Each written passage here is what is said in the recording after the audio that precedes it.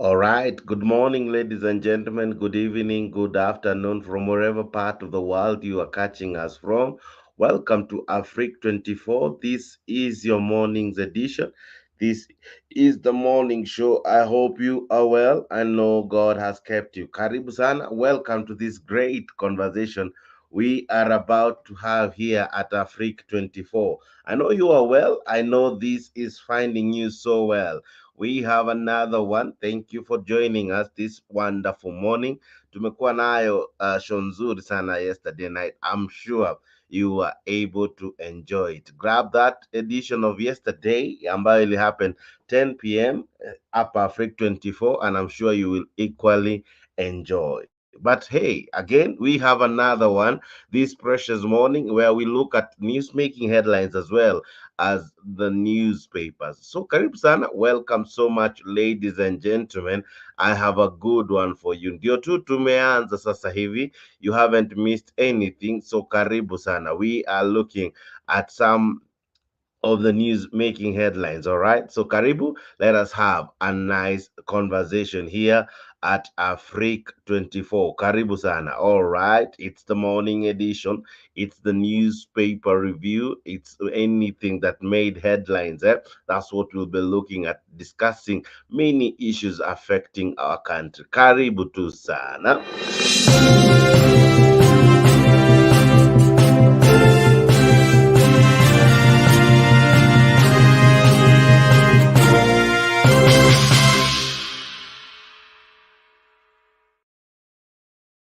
I hope you are well. Karibu, let me know where this is finding you. Watu wa USA, karibuni. Watu wa UK, karibuni. Watu wa Canada, karibuni. Watu wa hapa home, karibuni. All right. Popote unapotutazama, karibu kwa hii show. This is your fantastic morning edition, and we are looking at the newspaper. This is the morning review. This is the breakfast show.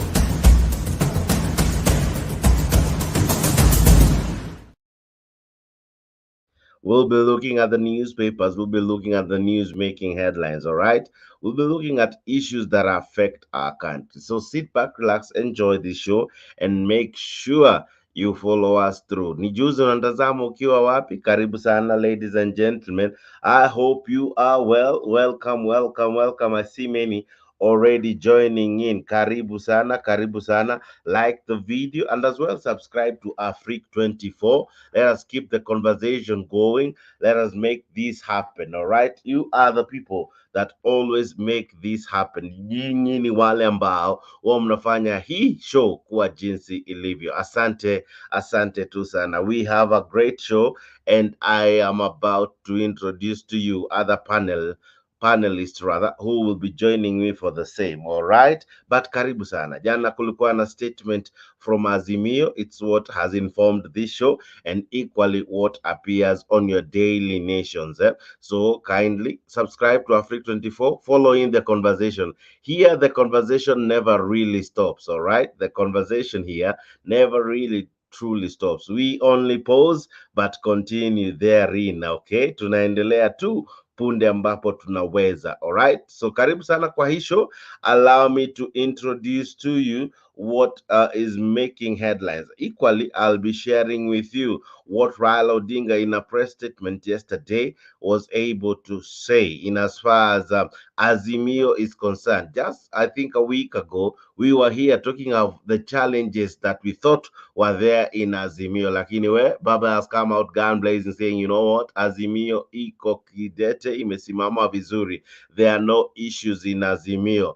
All that was there are media fabricated issues. So he said, Azimio iko gangari, Azimio imesimama tu imara. Listen to this even as we begin this morning conversation. Karibu sana, welcome. Wajuzi wawili watatu kwa kulike hii video, kwa kushare hii video, wacha hii story ifikie wengi wadau, wacha wengi waweze kung'amua na kujadili mambo ambayo yanafanyika hapa kupitia wewe kulike hii video. So simply like hii video from whatever platform this is finding you. All right, so here we go, ladies and gentlemen.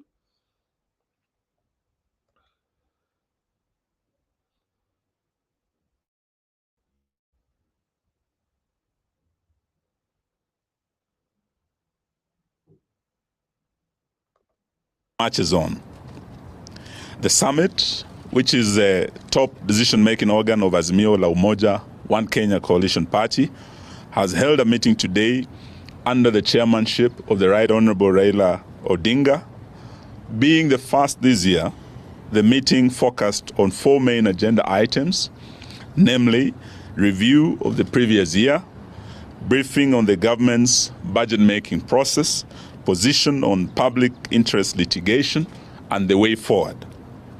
In attendance, as you can see before you, apart from our leader, we have his deputy, the Honorable Martha Karua, yours truly, Honorable Mwangi Wairia, Honorable Wycliffe Opranya, Honorable Peter Munya, Honorable Jeremiah Kioni, Honorable Nderitu Mreithi, Honorable Wajakoya, and Honorable Opio Wandai.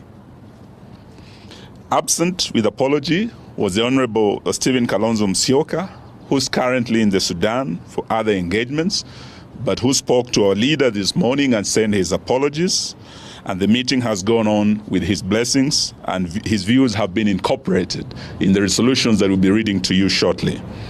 After lengthy deliberation, the summit resolved the following. Azimio remains satisfied with its activities that were able to focus on the excesses of the Kenya Kwanza regime that has made life miserable for the greater majority of Kenyans.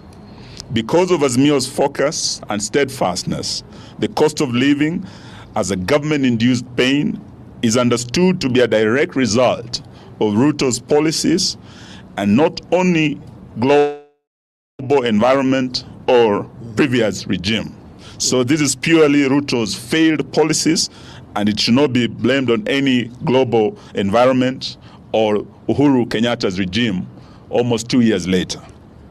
The coalition is satisfied with the work of standing up for Kenyans and commits to continue holding the regime to account and to put blame where it belongs on areas like the ever-rising taxes, the deteriorating relationship with our neighbors, the rampant corruption in government, the tribalism in public service, the deterioration of the Kenya shilling, and general deterioration of our economy.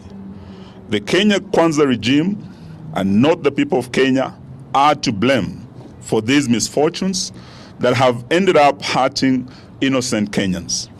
Azimio deeply regrets the loss of lives during the peaceful protests, continues to hold the government responsible for these needless deaths, and promises that the deaths shall never be in vain. The coalition has weathered several vigorous attempts by the Ruto administration to create disunity and splits in its ranks. Unity is an achievement the coalition will guard jealously to be able to continue fighting for Kenyans as one united front. Because the coalition has been able to stand up and stand together, Kenyans have regained their voice, their courage, and are standing up to the bullies in this regime.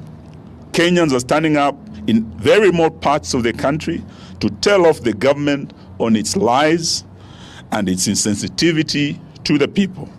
We encourage Kenyans to continue manifesting courage and call out this regime. We will stand with all Kenyans expressing such courage and determination to take back our country. The coalition is happy and proud of the performance of its members of parliament and on all critical national issues. When it has mattered, even where the members have been outnumbered, they have expressed themselves clearly and candidly on such issues as the Finance Act 2023, and Kenyans will remember that there were 88 loyal members of Azimio who stood with them, and there are 176 who voted yes, and that is why they are suffering today. Kenyans will remember their voices also of Azimio legislators on the housing levy, on the deployment of the police to Haiti, and the general state of the economy. Over time, we have been vindicated. May I now invite my senior, the Honorable Martha Karua, to read the rest of the statement. Thank you very much.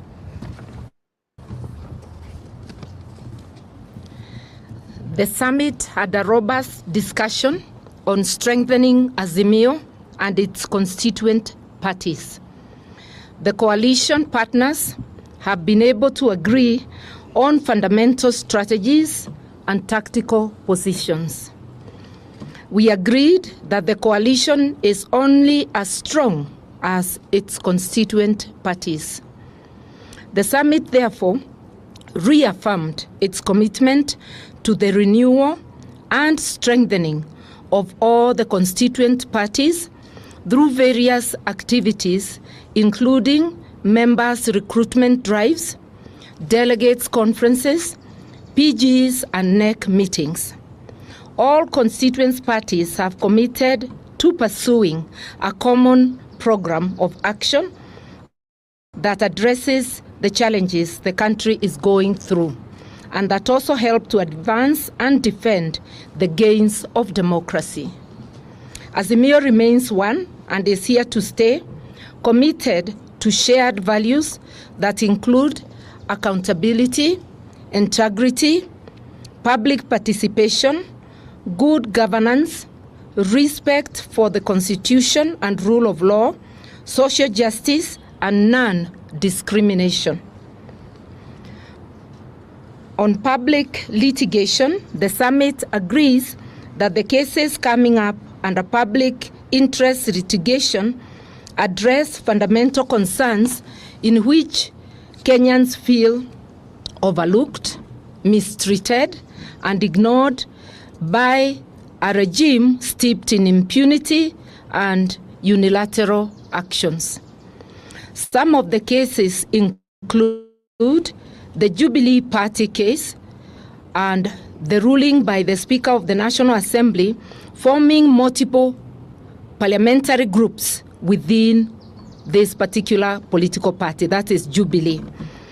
This is a real threat to the foundations of our attempts to create a strong multi-party democracy. It threatens to return Kenya to a single-party era. The housing levy is a threat to livelihoods and incomes in the same way the plan to unilaterally sell public assets without the participation of the owners who are the people of Kenya. We will stand in solidarity with the petitioners in the public interest litigation cases on these issues. Azimio stands for the rule of law and supports the need for an independent and professional judiciary.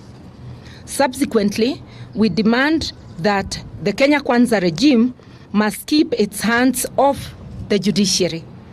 We take note of the support expressed by the United States government for the Ruto regime to appeal against the ruling on the deployment of police to Haiti. It is our hope that all parties shall respect the independence of the judiciary and that foreign interests will keep off our national affairs. Azimio remains on the way forward. Azimio remains extremely disturbed by the worsening cost of living, the ever-rising and reckless taxes by Zakayo, the collapsing national currency, the chaos in the education sector, the tribalism in public service, and the return of mega corruption. The summit has committed to seek other ways and means to press the regime to listen to the cries of the people. The litigation will only be one such avenue. Other ways are being worked on, whose ultimate goal is to force the regime to be sensitive to the tribulations of the people and to enable the people to take such steps as they may deem necessary, remembering that they have the residual power and sovereignty for the people to be able to rid themselves of this yoke put by the regime. Just like the donkey spoke to Balaam in the Bible, the donkey is now telling Zakayo, enough is enough. We thank you. Thank you very much. Thank you very much. All right. Asanteni Good sana. morning, good afternoon, people from all over. I hope this finds you quite well. I know you are ready for this show. Naona wengi tayari wametune in. Welcome. Asante sana for always keeping us on a high, because whenever we see you watching, we really enjoy that and love that so very much. Asante sana. We appreciate. Thank you and welcome to this morning conversation. I see many equally tuning in from all over. Wacha tukuwe na show moja fiti kwa wewe kupitia kutuma ujumbe na pia kutueleza unatazama ukiwa wapi. Wacha tuwe na show moja nzuri. All right. I'm joined by my co-panelist Mr. G, and we'll be looking at the newspapers and equally what was read as a statement from Azimio La Umoja One Kenya Coalition. All right. Asante sana. I see Goodyear, Asha Jaja. Asante sana. I'm sure you today are feeling all right now that the show is in. Now, all right. I'm sure Goodyear, you are able to see there are some changes, especially hapo chini kwa message. You should read everything that is there because that is what we are working on, so that we are able to capture everything, especially written and issued to the press. All right, so that's what we were working on, among many other things. If you go back equally to the YouTube, the one that you are watching, ukiingia now the summarized stories hapo kwa description, so it's a very comprehensive show. That's what we were working very hard to make sure that that always appear in all our programmings. All right, I know you will appreciate that. Equally helps anyone who cannot be able to read, to follow the wordings, can be able to follow through the text. All right. Thank you very, very much. Mr. G, good morning. Morning, sir. How are you? Niko salama. Leo umeninyima kamera, ndio jana ulininight nayo. But uko No, vipi lakini? niko Karibu sana kwa show. Ah, nice. Naona uko kwa job, niko poa. umejaa vizuri. Okay, confirm kama All I'm right. really audible because the Uko clip ambao uko umeplay aha. yeah, imekuwa na a lot of difficulties, sijaipata. Imekuwa na a lot of difficulties ikikatakata, so I thought it is my network. I don't know. Oh, maybe it is on my end, but I'll work on that as well. But uko aje lakini? No, I'm good. Mm-hmm. Niko poa kabisa. All right, all right. So what do you make of, I'm sure you are able to see what the coalition read as a statement before I even bring in the newspaper. What do you make of the speech from Azimio La Umoja, One Kenya Alliance? But let's begin from where Baba began by saying Azimio iko pamoja, iko gangari. There is no splits in Azimio. In fact, they were able to parade all their members, or rather all their officials hapo mbele. Mwangi wa Iria was present, Jeremiah Kioni, Peter Munya, one Wajakoya was there.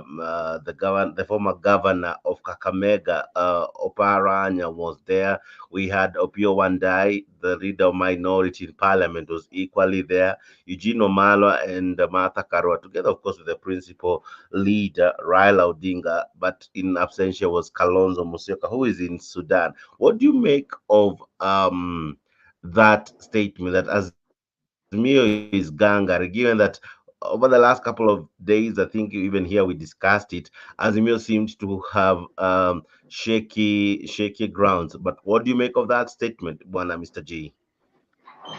Okay, I was one of the guys ambao we had some speculation kuwa there's a problem in Mm-hmm. Azimio. By the Mm-hmm. time tulianza kuona people are absent kwa meetings, people are absent every time.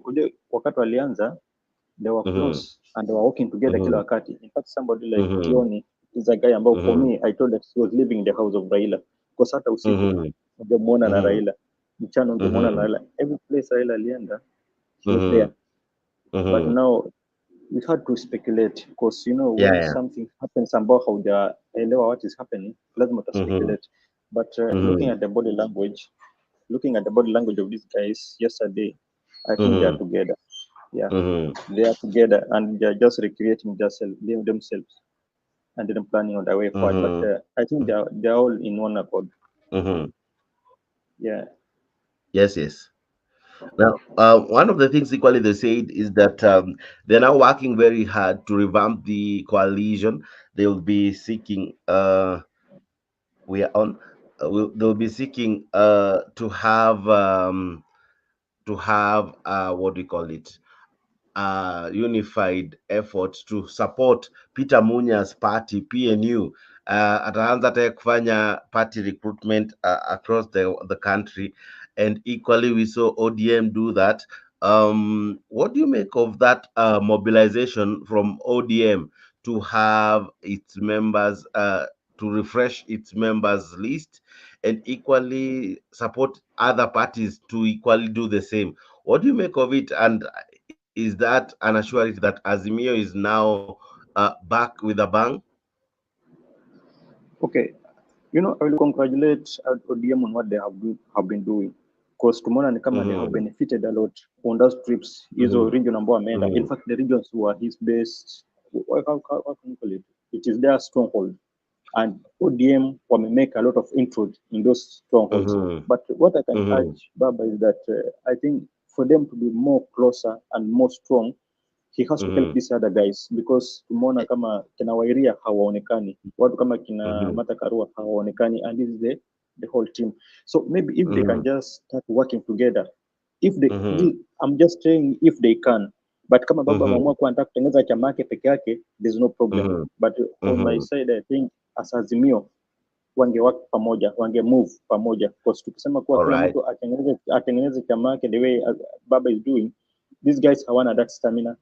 Somebody like Mata Karua hawana that stamina. Somebody like Kalonzo, these are guys ambao hawana that stamina kufanya those things ambao Baba anafanya.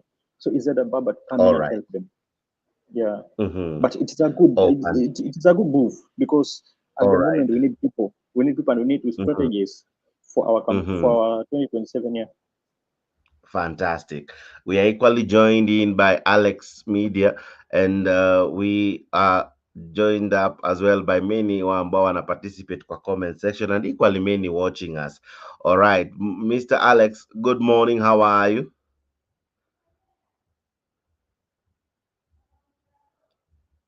Hon Lex, good morning.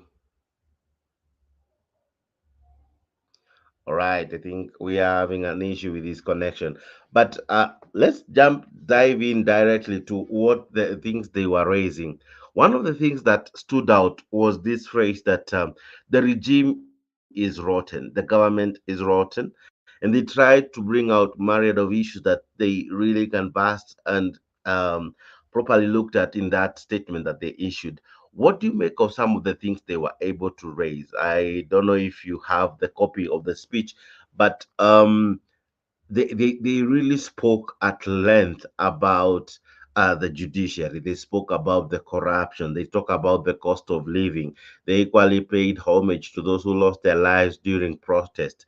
Of course, they praised the Kenyan people for standing tall, in that at times they are able to tell, or rather to shout down the president and some of the people who at times want to speak lies and all.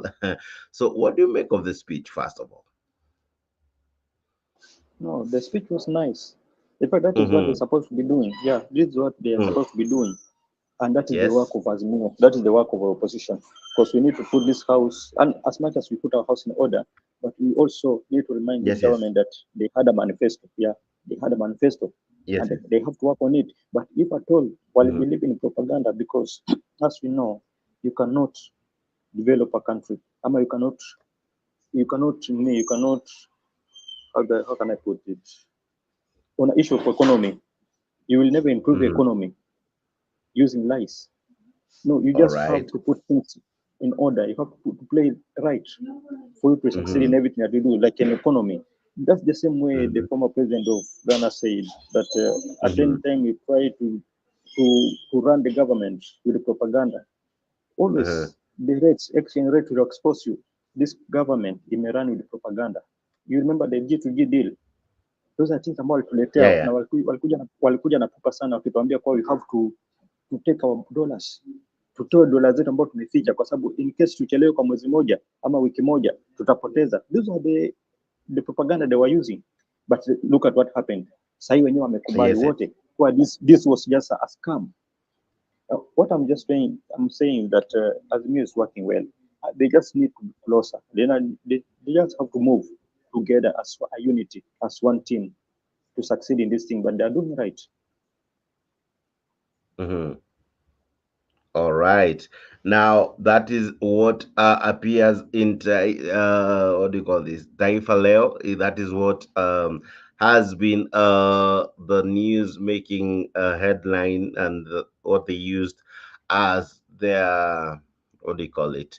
As their headlines. In fact, wanaiweka hivi: upinzani wadai serikali ishaanza msukosuko ya kimataifa kwa gharama ya juu ya maisha badala ya sera zake. Alright, alafu kichwa kikuu wamesema ni kwamba serikali imeoza. Of course ni taarifa ambayo tutaanza kuiangalia sasa hivi. From where you sit, hii serikali imeoza because what we are having for us is just direct translation on what they said. So we chose to use it in English, but we of course picked this from the Daily Nation. Sorry, from Taifa Leo, and as we looked at the rotten government, but in Swahili is what Taifa Leo Taifa Leo has chosen to call inchi ama sorry, not inchi, rather serikali iliyooza ama rotten government. Now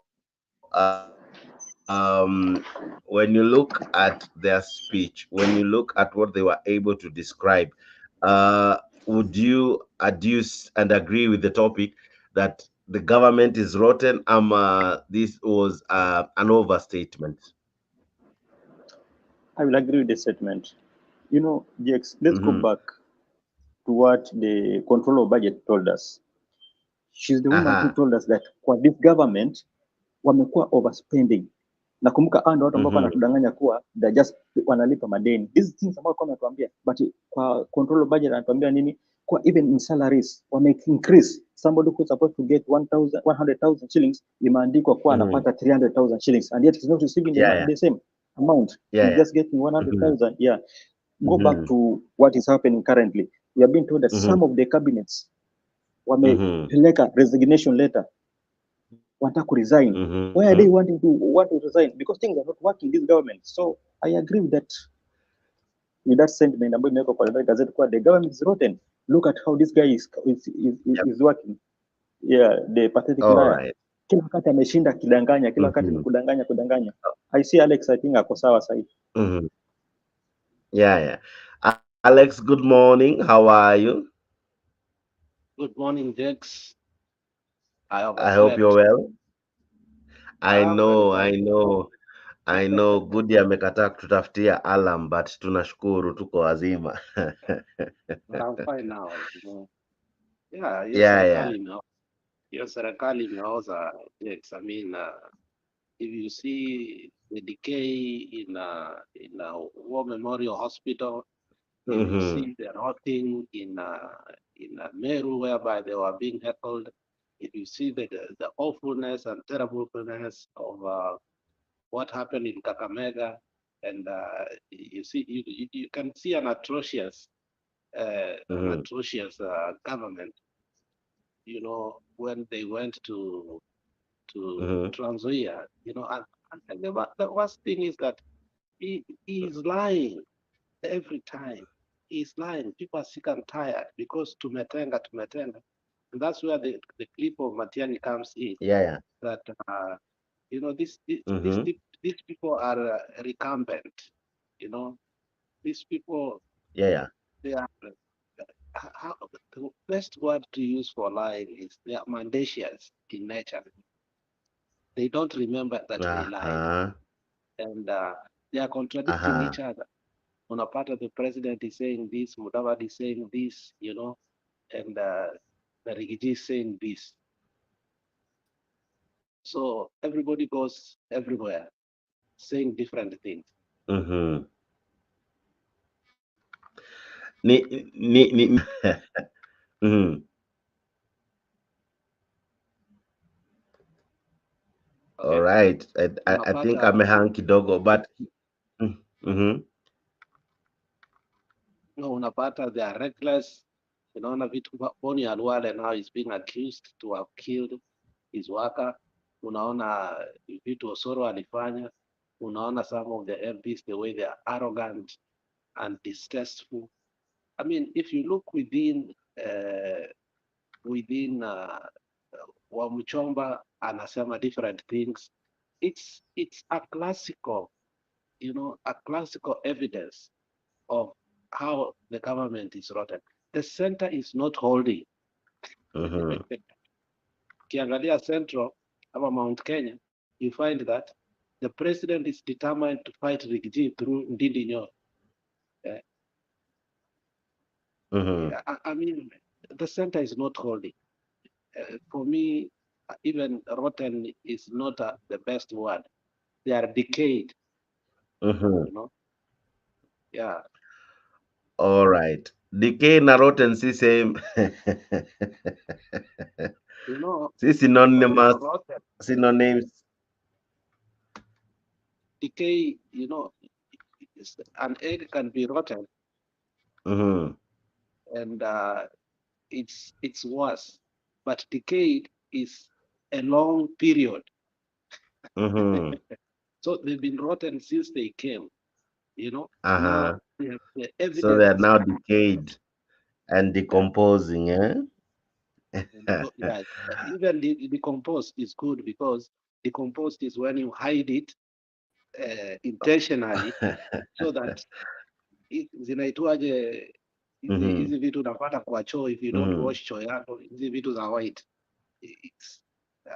Nasahau jina. Oh, zinaitwa lava, Yeah, lovers. maggots. Yeah, so that's Mhm. what's now coming out. That's why I'm saying they are Mhm. decomposed. What is coming out Mhm. is that, the Ministry of Health cannot even resolve a small issue of war memorial. Two Mhm. hospitals have been closed in Nakuru. You can imagine now Nakuru it has only annex. Mhm. Tell me, and the population of Nakuru, how much is it? Yeah, we are close to now. By the way, tunakaribia 3 million from the recent And now you statistics. only have annex. How many people are Uh, going to na unajua saa hii hakuna kazi ya wanaume ni kupata watoto sasa. Unfortunately. Hao wamama wanaenda kupata wapi? Wamama wataanza kulalishwa chini aanze kuzaa huko. was it? I mean, these people, they found a good economy, Uh, but they are destroying it openly. mhm. Yes. Yeah. Okay. We'll be looking at equally what made headlines here in Nakuru, but equally, Mr. G, is the regime decayed? Is it decaying? Has it decomposed? As Alex says, rotten is a soft word for them. It has decomposed. Yeah, it has decomposed. This thing, just Are these look at not from the the same beginning. word? Just from the beginning. Ah. From the beginning, when they took over this government, look at what had happening. Mhm. Alafu, to make the matters worse, they decided to sack those guys ambao walikuwa closer to the former president Mhm. Uhuru Kenyatta.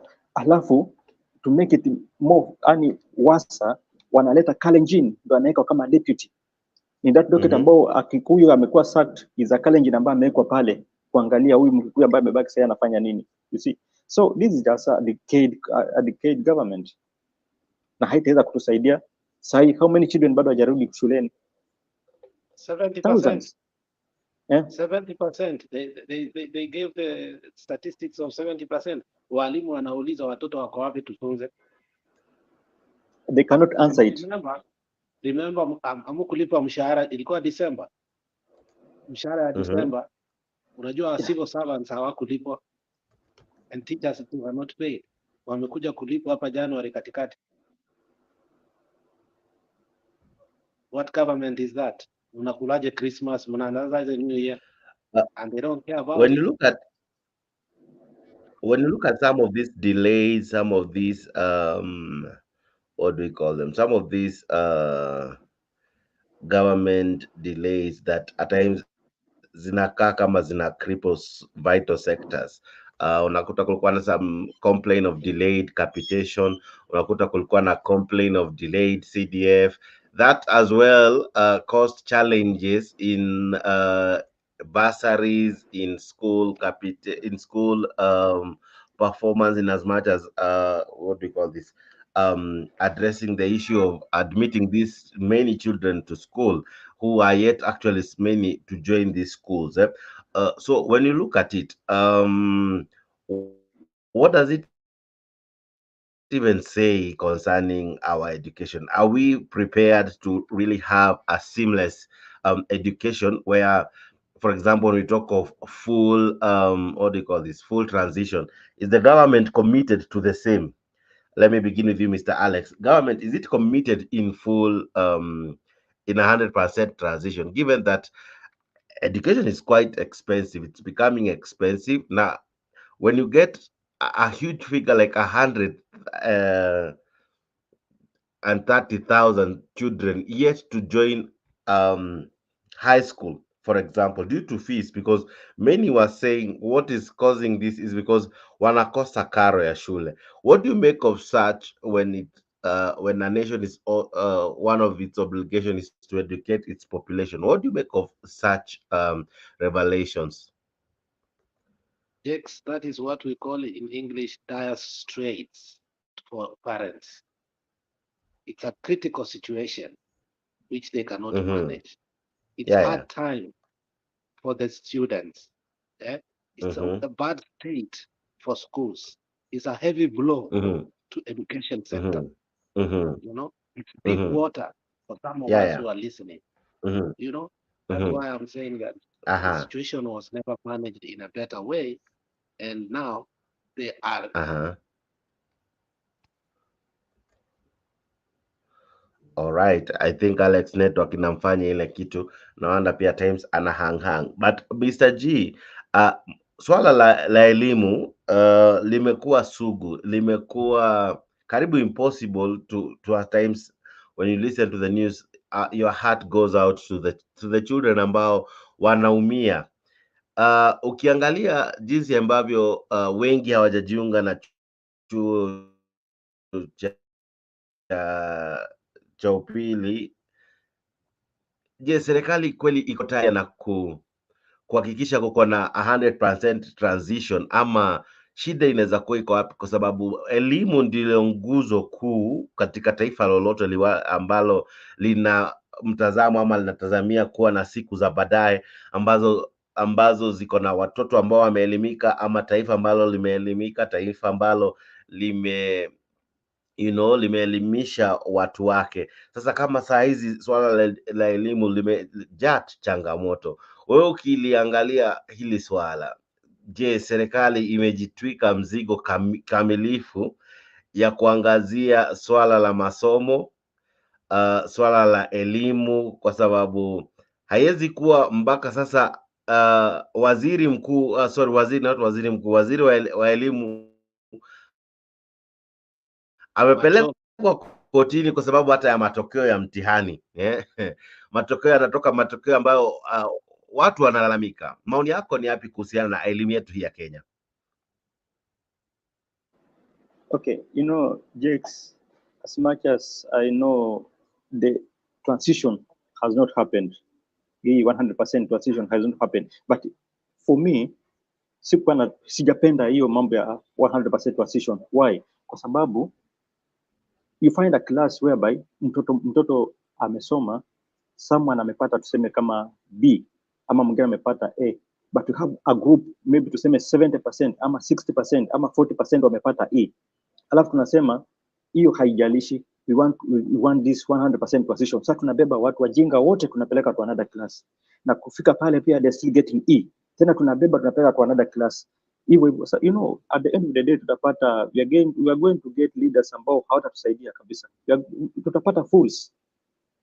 That's why I'm saying I don't agree with this issue ya transition ya kwenda. No, I'm not talking about mambo ya watoto kwenda shuleni ya pesa. No, the transition ya kubeba hao wajinga wote wanapelekwa another class. That thing I don't agree with it.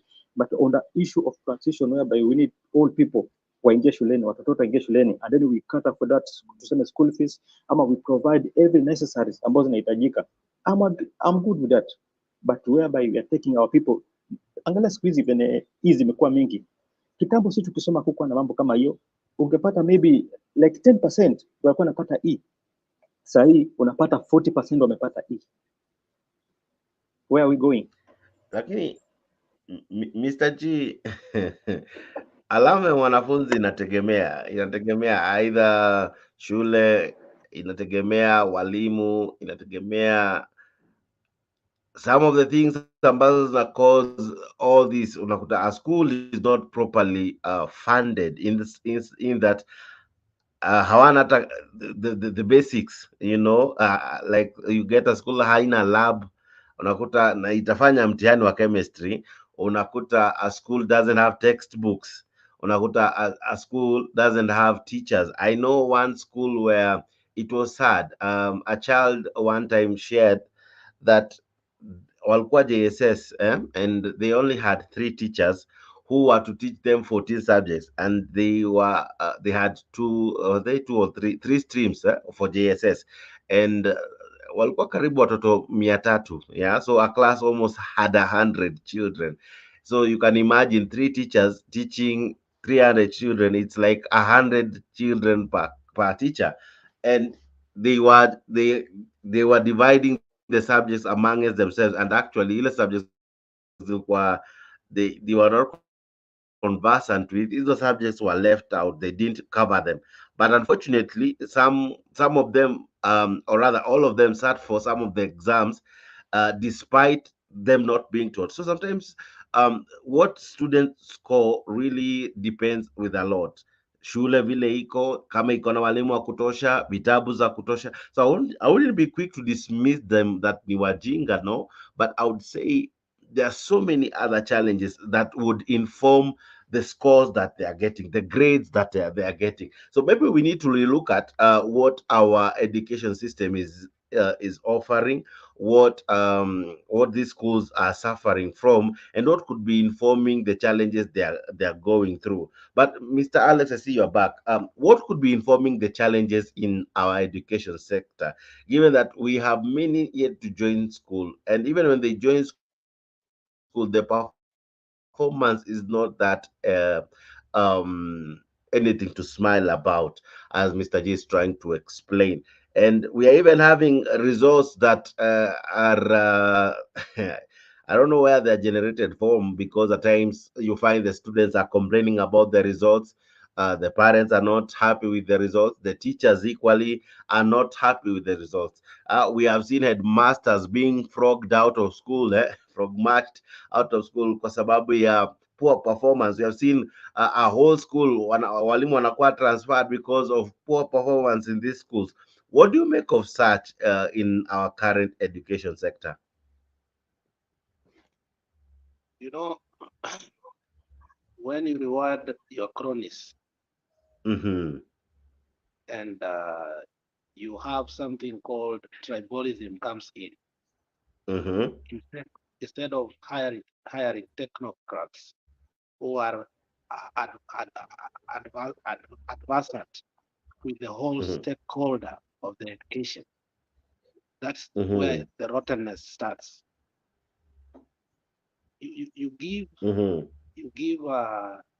ministries uh, according to what Uhuru had, but instead of putting a better kisi, you give us the worst of the worst. So chronism is the Mm-hmm. problem, because once Mm-hmm. you put a person who does not understand his job there, is likely to mess up the whole system the way it had been set up. Remember, the Mm-hmm. CBC, the way they were supposed to do it, they rejected. They messed up the system the way it was already planned, and it was going to be better. So you come in and reject everything that even was good, that you can take advantage so that you can get credit out of it. So when he came in, he and Machogu, destroyed the fabric, education fabric, totally. You saw this week how many teachers have been transferred, principals are being Mm-hmm. transferred. This week, Mm-hmm. this week and last week, they transferred a lot of them. Why? Because they feel like uh, some schools are doing better and they should not be doing better. So they take good principles from from from Kisi, from Luoland, and they transfer them to Kapsabet Boys, Kericho High, Kabianga. You know, that, that does not help. If the teacher, the head teacher who was there, had already put roots that, he had a cathedral mindset that could look 20 years from now. You may take our teacher that was doing good, but the students determine how they are going to do things because they had already been working hard from Form 1. But now, what they are doing, and that should not happen, is to Mm-hmm. transfer the Mm-hmm. whole teacher and the principal. So the new ones coming, none of them has a clue of that school. Can you Mm-hmm. imagine how they are destroying a Mm-hmm. school? So when they do that, you Mm-hmm. find that the whole system, Mm-hmm. when you come to school, Mm-hmm. teacher mwingine, even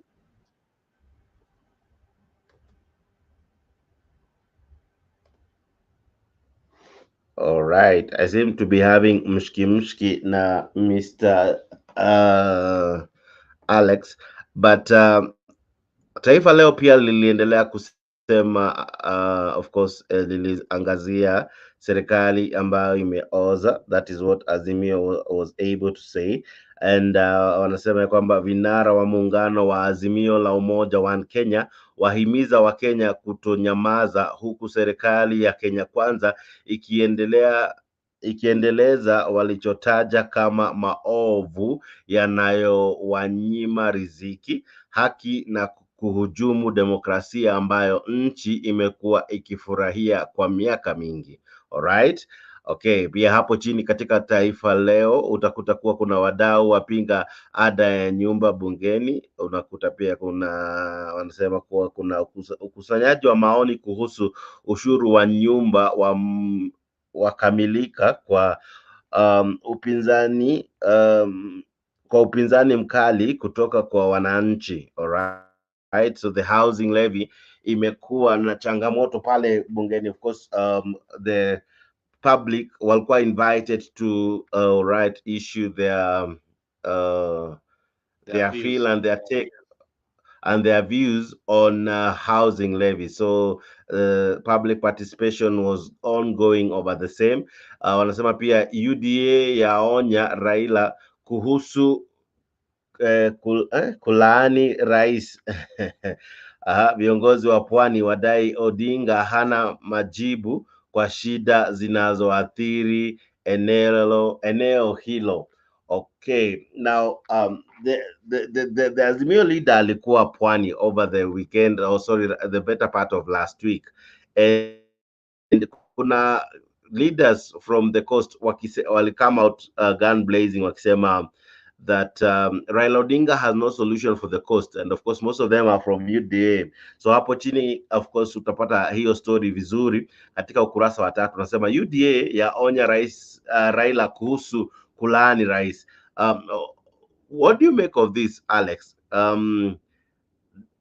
Does Raila have an agenda for the coastal people? And equally, what do you make the people who are yet to really embrace the affordable housing? Sasa wao wanafikiria Ruto ako na suluhu kwa watu wa pwani. Mm. So hao ambao wamekuja kusema Raila hana. Mm. He launched one of the best water projects Mm. while Ruto is launching a transformer. Uh-huh. So, I mean, you can look there and see the propaganda machine of Uh-huh. people who are paid. Those rallies were so powerful. And Uh-huh. you will see the voltage power of how those people like Boy Juma Boy was forced Uh-huh. to apologize, because when he Yeah. realized that Kilifi, Kwale is too much in ODM, he had to say nisamehe, nawapenda. Kwani hawakuona hizo zote vitu zilifanyika kule? Wanapwani Mm-hmm. wanaamini Raila Amolo Odinga. Kura zikue leo today, hakuna mtu atachukua kura ambayo ako UDA, kwa maana hakuna kitu huyu jamaa amewasaidia hata kidogo. Kumbuka wakati kwanza alitoa port Mombasa, ikasumbua watu sana, akaipeleka Naivasha, ndio akaonywa na akina Museveni. Alipoonywa akairudisha nao, akashika sasa, akamtoa director, akaweka mtu ambaye anaitwa jina lake ni Ruto. Na kuambia ukweli, mahala Mkalenjin ako anakamua ng'ombe, apei ndama maziwa hata kidogo, mpaka damu inatoka. Hivyo ndivyo walivyo. When you look at the corporations in history that we had, Kenya Planters Union, KGGCU, Kenya Seed Company, they used to be parastatus. Moja akachukua Kenya Seed Company, KGCU died, Kenya Planters Union died, because Peter's principle is something people need to look at. You think because you are an athlete, you are a policeman, you became an athlete. Now because you have gotten a gold medal, now you can become a director of a big thing like the port. I mean, that's nonsense, sheer nonsense. Hata kama wewe ni mbaya, if you bring technocrats within your government and they perform, many people will echo you. And that's why somebody like Museveni in the rural areas, he has votes. There is no way you can take Museveni aibangi kura. What he did ni constituencies aligawa the way alifanya kitu inaitwa gerrymandering. Constituency yenye anajua ako very very powerful, anaigawa mara 3. Kaelewa? Na amechunga watu wao, na watu wao wako na chakula, hawako na njaa. Hiyo ni kitu ya kwanza. Ya pili, kuna mashamba, watu wao wanaweza fanya nini? Wanaweza kufanya farming. Sasa sisi wa Kenya tuko na njaa. Hiyo ni kitu ya kwanza. Na huwezi kufanya kazi bila njaa. Utaachia hapo. Huwezi fanya kazi ukiwa na njaa ama bila njaa. Jex, can I add something? All right, Mr. Yeah, naona mkono wako iko kwa hewa. Yeah, just to add something on what Alex has said on this issue of coastal people. This is the propaganda, but look at what, just go back to those clips, angalia what was happening. There's something that happened in Msambweni, wakati alikuwa kule Msambweni, those sides za Kwale. There's a statement ambao baba aliongea, na wakati aliongea, these UDA guys, kule ndo mali mashetani anatoka, mashetani and those other guys from UDA wanatoka kule. So there's a statement ambao baba aliongea kwa Msambweni, and those guys came out, wakawa wanalalamika, wanasema baba aliyotumia hii word ambayo aliongea vibaya. Anasema ni kama alikuwa anaingilia wanawake, aliongea vibaya kwa wanawake. Na mimi nikiangalia niliona ni kama hakuwa anaongea vibaya kwa wanawake. He just a statement ambayo alimake akiwa kule. So those guys they came out, wakaanza kulalamika kwa baba akija aongelee kuhusu issues zingine, lakini aache kuingilia mtu personal. That is what these guys were talking about. So if gazeti inaweza tokezea leo alafu yanasema kwa sijati coastal people are complaining, siji baba has no solution. Hii propaganda bana. Just go back to what happened in Msambweni. They were not talking about this issue at baba hana ni. They were talking about baba ameongea vibaya, the statement about baba alimake concerning women. And yet that statement mimi nikiangalia haikuwa na anything wrong. Yeah, so this is just a propaganda. But of course alisema ya kwamba gavana amelala na PS. Wewe huoni kama hiyo it was too much? Okay, too much, That's an antidote. Look, you can twist that statement to your advantage, but the meaning of statement will never go away. Mtu ukisema Koome amelala na Ruto, you just mean the executive has slept with the judiciary. So hao wajinga wanakuja wanafikiria they can twist us na propaganda ati sasa sisi hatukuenda shule, hatujui kitu tunasema. Baba alisema kuwa hao watu tuliwa. Kwanza ni mzee mmoja alikuja akasema sisi hapa Kwale hatuna representative. Akamuuliza Sifuna, si wewe unafanya oversight Senate? Ndio Juma akaanza kukasirika ati anatoka. Who cares?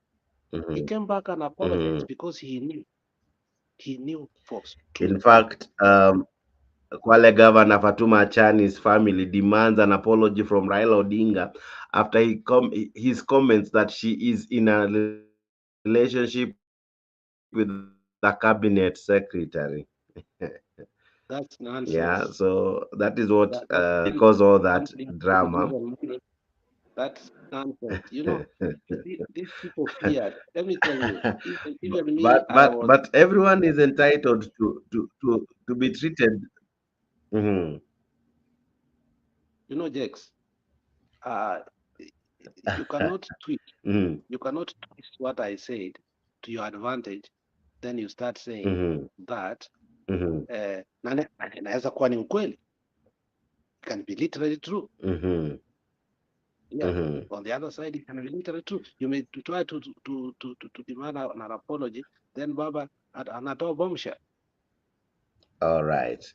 Now let's look at the Daily Nation, ladies and gentlemen. Before tuingie kwa hiyo, Jex, to add something, you know, kama last time, I think we had a show, it was 2 days ago ama 3 days ago, ile tulikuwa tunaongea kuhusu Attorney General, na nikawa nakuuliza swali kuwa huyu Attorney General yuko ama alikufa. So when I talked about alikufa, did I mean amekufa literally? You know, these people that are taking things literally, kitu ambacho hata haifanyiki. When I said yuko ama amekufa, I meant he's not seen, haonekani. And this is something ambayo iko obvious. So propaganda ambayo inatumika kwa gazeti pia imezidi. Alafu pia literally now watu wanachukua that statement. Hiyo kitu hata haingii kwa akili. It's not logic, yeah. All right. Now, this is what you have in your Daily Nation. Make sure you grab a copy of the same. Resistance, opposition to the levy in the new bill mounts during public participation. How Ruto broke the housing pledge. You remember it began as a contribution unarudishia after 7 years, and then after that ikabadilika ikakuwa that it will be taxes. You remember how this thing has metamorphosized over the days. So they say a shifting goalpost in its manifesto. The ruling coalition did not directly signal a levy deducted from workers' salaries to finance, or from workers' salaries to finance the housing project, and also proposed a modest contribution capped at Kenya shillings 3,000 per household each month to fund the healthcare. But the state has now imposed monthly punitive levies of 1.5, that is for the housing levy, and 2.7 for the health levy, or health tax, or SHIF, on gross earning that have sparked public row. Okay, so let me begin with you, Bwana Alex, and equally you are being joined by your good friend Mr. Black. Now I'm equally very happy. Now we are so balanced. All right, but Black, I'm sure umepona homa. Mzee, umepona homa? Ulikuwa na homa ingine bwana, sauti ilikuwa inatoka ikiwa imedhoofika. Mzee wa bomba, umepona homa? Black. All right, unajua Alex atasema wazee take time kuload. All right, but we are joined equally by Black. He claims to be the oldest. But what do you make of these levies, Mr. Alex? That is bringing a stir and a row across the country. The 1.5 and the 2.7 increment in the gross salary for salaried workers here in Kenya. And they're saying this was not what was in the manifesto. So, and what do you make of it? Mpaka anasema nasikia echo.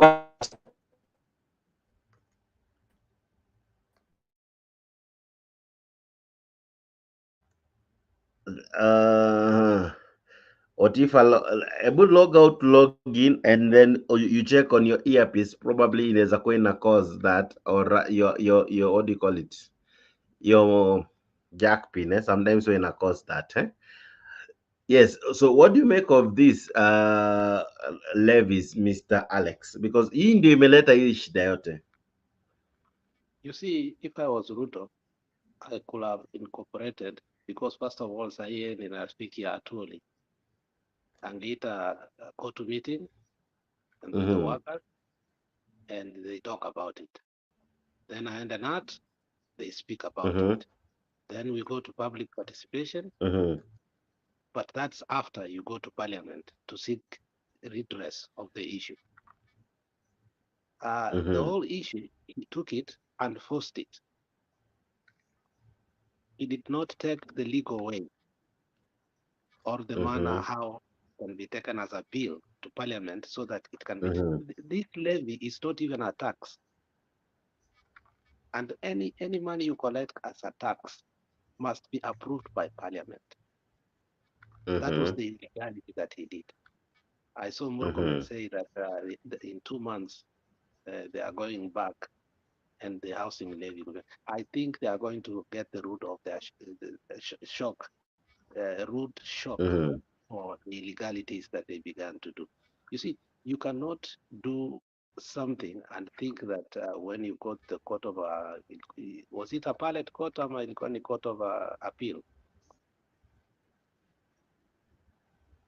Which court did they go? Was it appellate or ilikuwa ni court of appeal? Yeah, appellate court. It was the appellate court. Yeah. So you can't go there and think that you can twist it. You know, the issue of law is perspective. And because you must write a report so that, because judges and lawyers share. For instance, when they went to Maraga, the opposition, to seek redress of the issue of election, the interpretation was key and perspective of what they were doing. So when nani walikuwa na a very weak case that already had been rejected, and what he had done before is, again, he had threatened the same judges, thinking that he can cahoot them. So basically what I'm saying is that the arrogance of Ruto from the beginning about the finance bill, when he say nione ni nani ambaye atakataa ajira sisikuje kwa watoto wetu. But you look at it very well, Mr. Jakes. Mm-hmm. Even UDAs, senators have come to say this thing is a scam, because you can't give Mm-hmm. somebody land for free and then VAT utoe, and then all these things are happening, and then you come and say that these houses are going to be sold at 3.5 million. Is that affordable housing? Yet land was given for free. Mm-hmm. VAT was taken Mm-hmm. out. And you know, Mm-hmm. land speculation in Nairobi is the Mm-hmm. biggest thing. Do you know, in Karen, your land can be 10 times more valuable than even your house. Mm-hmm. So it's no longer affordable, because we have already been told these houses are going to be sold 3.5 million. How can you say that Mm-hmm. somebody must pay a deposit of 300,000? Mm-hmm. That's not affordable. I mean, this is a Mm-hmm. scam of the highest order. Mm-hmm. You know, at the beginning, I was supporting him because I thought that, look, housing, once you address the rent, you know, Jax, nitakwambia hivi, before I I bought I built my house in Nairobi, Nakuru and Kisii. Nilikuwa nakuja na rent because I have to stay maybe 1 year. Yani nilikuwa naona rent inakuja ni kama ni kama you are paying weekly. Yani unaamka tu hivi tarehe moja imefika.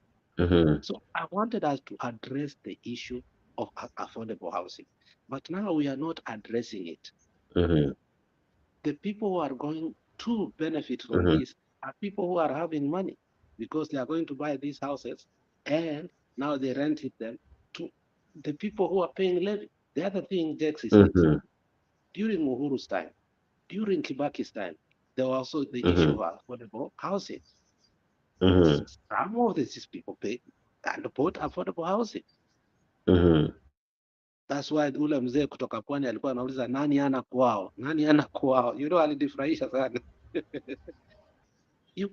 You sit with stakeholders and they tell you that, look, I have bought a house already. I'm paying mortgage. Now you start again taking money from a person who is 52 years old. He has very few years to retire. Is that sensible? It's not sensible. So there's a way to address this issue that this is how affordable housing. We will build them with the government kitty. And if now you want the house, and it should not be 3.5, affordable housing should be about 1 million. And deposit should be right. That is what we call affordable housing. So if you put it at 300,000, Jex, can you get right now 300,000 just put a deposit, or you are going to take a loan? All right. Even those loans, Mr. Alex. All right.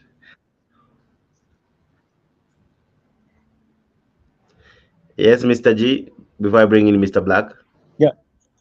Yeah, I would say even those loans kuzipata si rahisi. No one is ready to give you that amount of money. You have to see your statement kwanza, your bank statement, aone kama you are qualified to get that amount of money ndo akupatie. No one atamua tu akupatie pesa sahihi ya nini ya 300,000 only in a circle, and in a circle lazima uwe na a certain percent. Tuseme at least uko na kama let's say uko na kama 100,000 in the bank. That's when the circle can give you 300,000. But bank cannot give you that money. You need 3 people to sign for it. Exactly. Guarantors. It's not free. Yeah, guarantors. You have to have those guarantors to get that money. So this thing is just a scam. Okay, let Jax come in alafu nitakuja baadaye. All right. Alex anasema ni nani ana kwao? Nani ana kwao? Nani ana kwao? Nani ana kwao? Nani ana kwao? Nani ana kwao?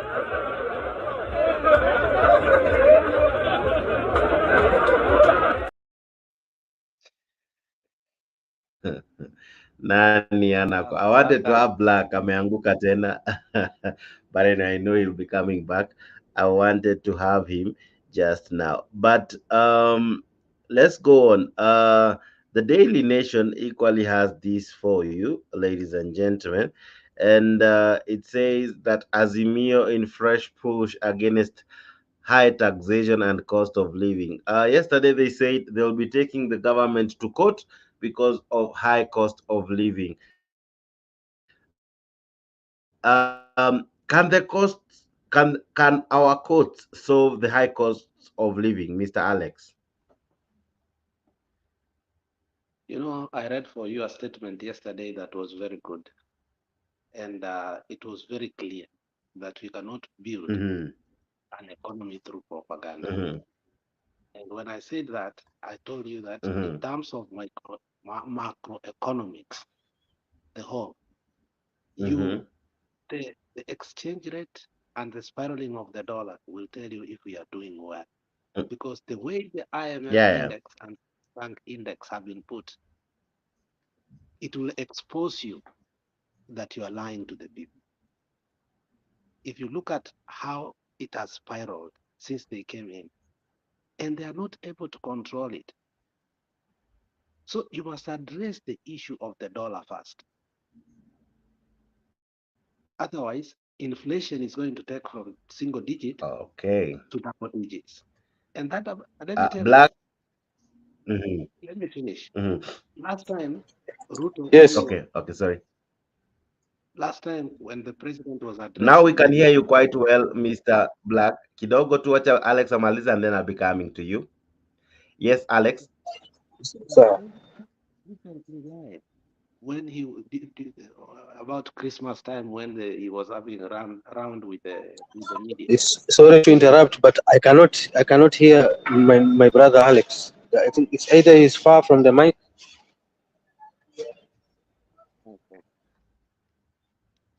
Okay, can I you hear can me hear Acha now? you. ataongeza sauti. Yeah, we can Yes, hear I you can now. hear you. Alex. Okay, I'm saying that when the president sat in a round table with the media before Christmas, he lied flippantly that our inflation rate has come from 9.6 to 6%. That's a lie. If you look at the Kenya Central Bank index number, we are about 13%. We came from single digit and now we are double digits. And we are going the way Ghana went. Ghana went up to 27%. So as long as we cannot control the spiraling of the dollar, we are not going to succeed in this thing. Why? Because everything will be expensive. Commodities are going to be expensive because now hata mchele tunatoa India, hata dengu tunatoa Pakistan, mahindi tunatoa Ukraine.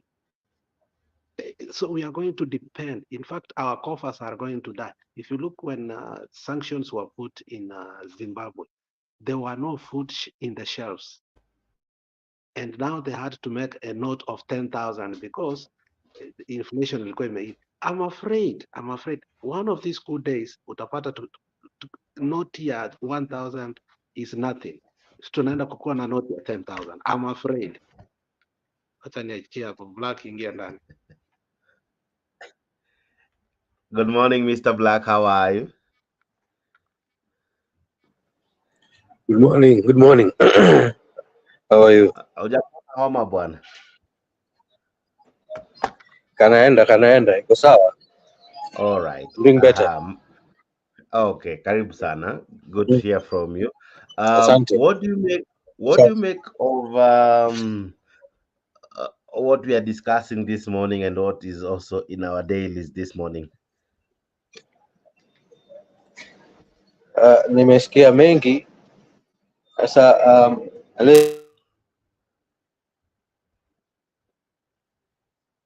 area. Sorry, I didn't get that. Unakatika katika. Tunasema nimesikia mkiongea mengi, maybe we zero it down to a particular question, a specific Okay. part. For example, is our government Mmeongelea education, mmeongea housing levy, mmeongea venye Raila aliongea mbaya kule coast. Wacha tuanzie basi mahali tulianza. Is our government rotten? Is our government rotten as Azimio opined yesterday? I would say our institutions are rotten. Because to start with, before nifike mbali, kwanza wacha niwasalimie. I hope you're all doing fine. Ndugu Alex, Sir Jex, Mr. G na watazamaji, I hope you're all doing fine. Glad to be hope mmefurahi kuwa pamoja tena.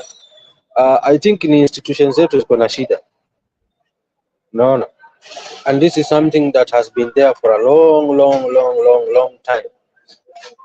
So by the time mtu akisema government, I think it should include everything that encompasses in a government, not just the president, not just the PS, or rather the CS.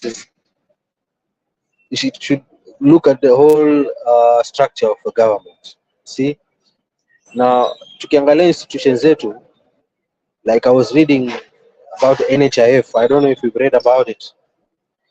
One hospital venye jamaa alipokuwa akihojiwa kutoka Isili, that in the last 2 years, amelipa over 400 million. And the hospital just has a capacity of 21 bed. And it's a level 4, it's already categorized as a level 4 facility, which a level 4 facility should have at least 30 beds. Now you can imagine, these guys have even had more surgeries than KNH has been performing. Na tayari wanadai around 78 million. Is that logical? Now you can imagine. Is that logical? Is that really logical? Is that really It's not. logical? It's not. It's not logical. But the owner of that hospital, one Bwana Otieno. Now that is a name which you know where it comes from. It is not from the areas which you've been telling us about, right? I don't know if you can expound on that. Is it that they have improved on on their skills, or is it they've caught up with the skills of the other brothers from the other area, or what is it?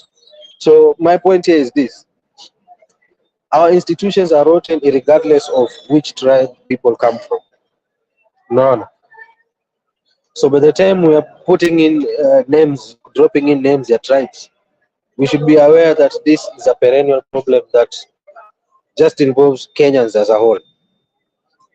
Nimesikia ndugu Alex ukisema kuhusu the appointment of ule jamaa Ruto KPA, but that's a military one. I thought we once said that military men are clear guys, isn't it? They are sober guys. Why don't you want to look at it from that perspective, that the government, or rather the president, has placed a military man to be in charge of KPA? Why don't you look at it from that angle? That's a question that I'm giving ndugu Alex. Ule ni jeshi ameipa pale. So I think it's about time that we should stop politicizing everything and tuanze kuangalia vitu in the proper perspective. Unaona? That's the only way that we can tackle issues. If we over politicize everything, we are never gonna move anywhere. Hatutasonga mbele.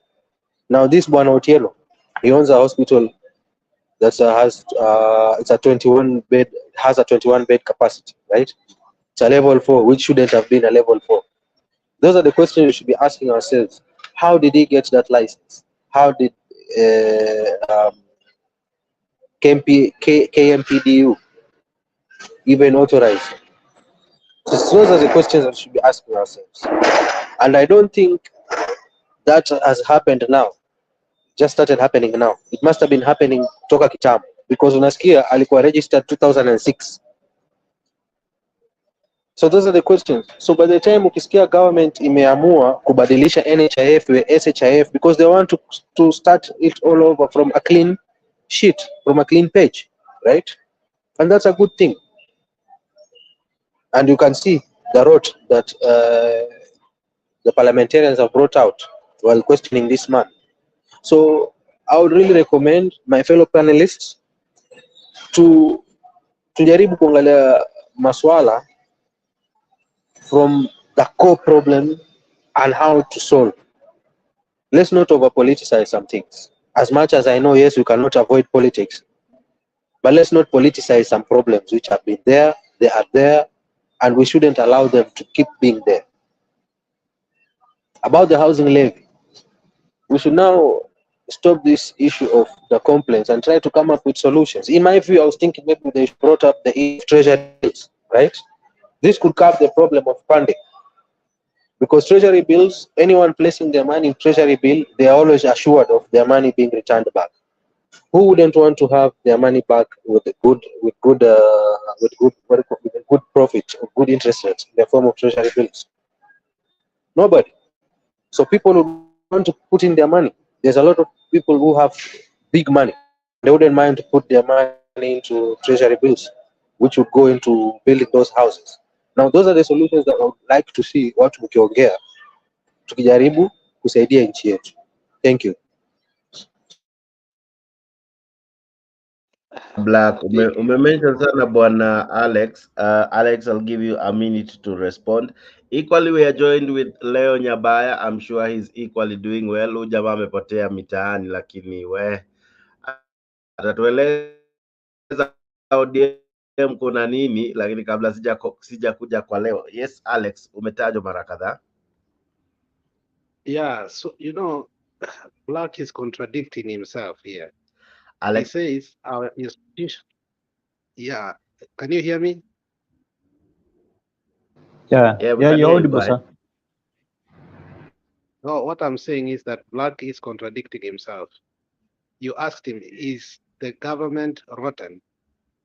He said it's not the government, it's all our institutions. But he ended up saying, yes, the government is rotten. Now, then he starts saying, let's not over politicize everything. When something is rotten, we are not politicizing it. Now you're bringing propaganda. Now your propaganda and hatutaki. When you are not looking things at a proper way. My friend, open up your eyes. Kibagandi the other day told the president, when we criticize you, we want you to do a better job. Kaka brother, ashakuita ndugu No, asubuhi. no, haina shida. Kwa debate ambayo we want to make our country better, whether it's Ruto, whether it's Raila, we want our institutions to work better. Because as we said yesterday, if our institutions are not good, whether we are in UDA or you are in ODM, we are going to feel the same pitch. So don't contradict yourself by saying all our institutions are rotten, and then you say, let us not over politicize everything. We must bring politics in and tell them that, look, nothing is working. Education is working. How can Kihika just take patients from the hospital and nothing is done? Totally. Black, hata wewe kubali kuwa nothing is working in that country, and it's not politics we are bringing. We are trying to find a solution collectively. If we don't criticize the government, what is our work right now? It is oversight, because tumewakubalia lead inchi, mulitukatasha maandamano. Then you want us to sit down and not talk about it? Be clear, Mr. Black. Our work, we are not politicizing anything. We are just saying it clearly the way it is. Watoto wetu wamesumbuka, 70% hawajarudi shule ya form 1. Tunyamaze tu hivyo, utema ni politics tunachapa. Easy politics tunachapa. It's because watu tumechangia watoto wangapi this time around. Personally nimechangia watoto karibu 12. Hiyo sio politics. Then we are telling the Minister for Education, Mbwana, you are doing nothing, you should resign. If you want a Kisi, there is a better Kisi that you can hire. If you want to do a balance in the cabinet, hire a Kisi with a technocrat who can resolve the issue in the education sector. How can you, mtoto amepata A in the morning, by 3 p.m. akona C+. How do you explain that? It's the first time the Ministry of Education has been taken to court, because it was a total mess. Black, you want us to keep quiet, and you just say we are politicizing everything, when you know very well the fabric of a country is education. Once you destroy education, you start seeing quack doctors, and you see our women die in the halls. We are not politicizing Black. We have a right to do the oversight work. Lazima na nyinyi muangalie things from a different perspective, kwa we are doing what we are doing, and when we are doing it, Ruto is feeling the pitch. Thank you. May I clarify something? All right. May I? Yeah. Thank you, Mr. Jets. Number one, I have not contradicted myself. I never contradict myself, and I will never ever contradict myself, because I'm a well-thought man. I will explain what I meant about the government when you asked me and about the government being rotten, and my response to that. I said we cannot just say the government is rotten per se, the way like you would mention the president and the CS, because what is a government? Government is a legislative, judiciary, and the legislative, executive, and the judiciary, right? And the judiciary. Now, if you recall, Mr. Jakes, when you asked me, to speak about what you said, I asked you to zero in exactly to the question that you want me to respond to. Similarly, when I was responding to that answer, I zeroed into the institutions of government. Government institutions are very rotten. And that is why I Mm-hmm. went further to talk about the NHIF. And I gave an example of how that institution is rotten. So Mm-hmm. just to clarify that, Bwana Alex, no, Yeah, but even you on went Kasongo. further to bring Number my two, name. number two, I went further to say that example of that doctor who owns that hospital in Isili was registered back in 2006. We know who was leading the executive at then, or leading the government at that time, isn't it? In 2006, right? So if just the past 2 years this man has minted 400 million, how It much was has he back, minted I in? think. How much has he minted from 2006 all the way to this year? And that's why I told you it is best not to over politicize things, and let's try to find solutions to problems which we have. And I gave that example of this man who owns that hospital. Since 2006, he has been minting money from NHIF, which could have been used to save patients elsewhere. But instead, imekuwa vile imekuwa. And I'm sure he's not the only one who has been doing that. And it's not the only facility which has been embezzling funds. I'm sure there are more. So what can we do? So that's what I was telling. That's why I was telling you. Let's not over politicize things and mention things as they are and find solutions. And that's why I went further to give you an example of the building, the affordable housing, as to what of the government has been doing in that area.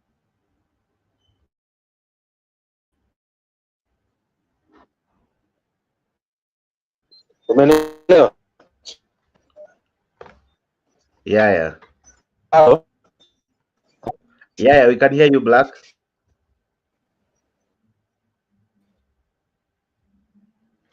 All right. Black, are you still there? All right. Thank you guys for joining us. Wale ambao mnatutazama, asante sana. Naona Gudi yako ndani, naona wengi tayari washaanza kutuma ujumbe. Was to give Bwana Nyabaya, lakini it seems imemfanya ile kitu, but tunaelewa network kufanya watu ile kitu is the challenge of having live transmissions. Okay, now let me go back to what we are looking at the newspapers, and we continue with the Daily Nation before I go to the Standard.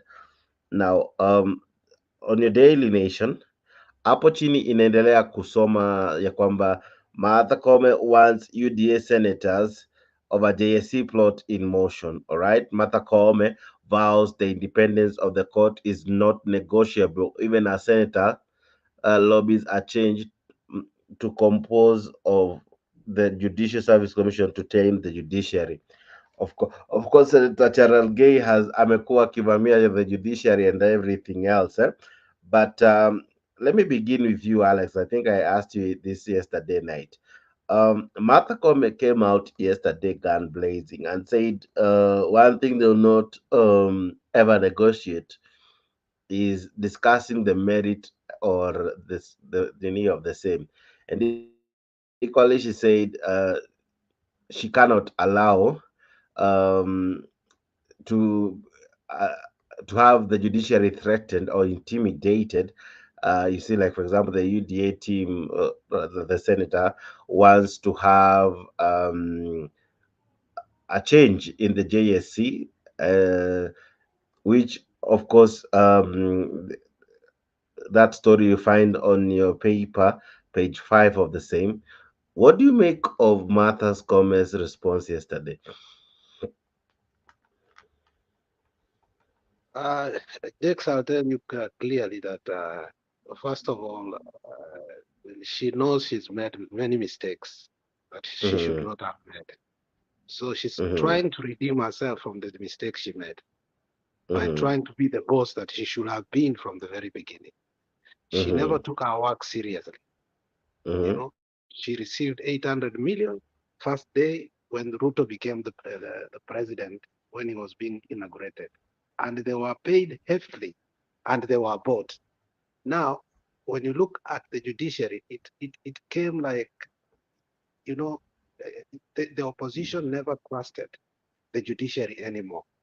And I think the judges must have come and told him, Martha Koome, and others within the circle, that look, your work you're not taking seriously. When people don't believe in courts and they don't come to courts because of you, I think you're doing badly. So I think it was a stakeholder meeting to try to put the house in order. That's the first All thing. right. Secondly, Okay. there is the issue of Ahmed Nasir pushing Lenaola to become the CJ, the Chief Justice. And there is also a cohort of people within State House. You know, State House are here, kuna makatel huko sijui ni 83 cartels who are manning the country, you know. Wameweka macho kila mahali, unaelewa, so that they can help the president. It's like the provincial administration. So one of the things they were pushing is that how can they take Koome out and put somebody who will be soft to them, so that anything that passes in parliament, because now they put Wetangula there, we don't even have a speaker anymore. That we are in agreement with that, because hata baba alisema that we used to discuss a bill for 3, 4 or 1 week. 3, 4 days or 1 week. You bring a bill, you read it, you pass it, and you have 7 bills, you pass them in 1 day. I mean, the credibility of the what? Not the judiciary, parliament has been taken out totally and completely. So Akina Cheregai, they are playing politics because they want to remove the CJ. And the CJ has realized that. So she's going to put her house in order. But it is too late, because if today Ruto decides to form a commission of judges who are corrupt, first of all, they are told to step aside. And if they step aside, you know, nothing exists in a vacuum. He will have to appoint judges who will replace them. And the worst part of it is that we will have Ruto's court. So to protect the integrity of the courts, Martha Koome must be fierce and tell them, look, I might have compromised. I might have gone to bed with you guys, but we cannot compromise the institution, which is a neutral arbitrator of this country. When anything comes out, look, now Baba said we are going to court for the issue of the cost of living. Before we couldn't go to court. At least now we trust that the judges will be neutral. The cost of living has gone high. Now All right. atashinda hiyo kesi. Who knew that Omtata atashinda ile kesi? We doubted it, especially when Koome went where? To State House. But the judges have become sober. And that's the sobriety we need. Thank you. All right.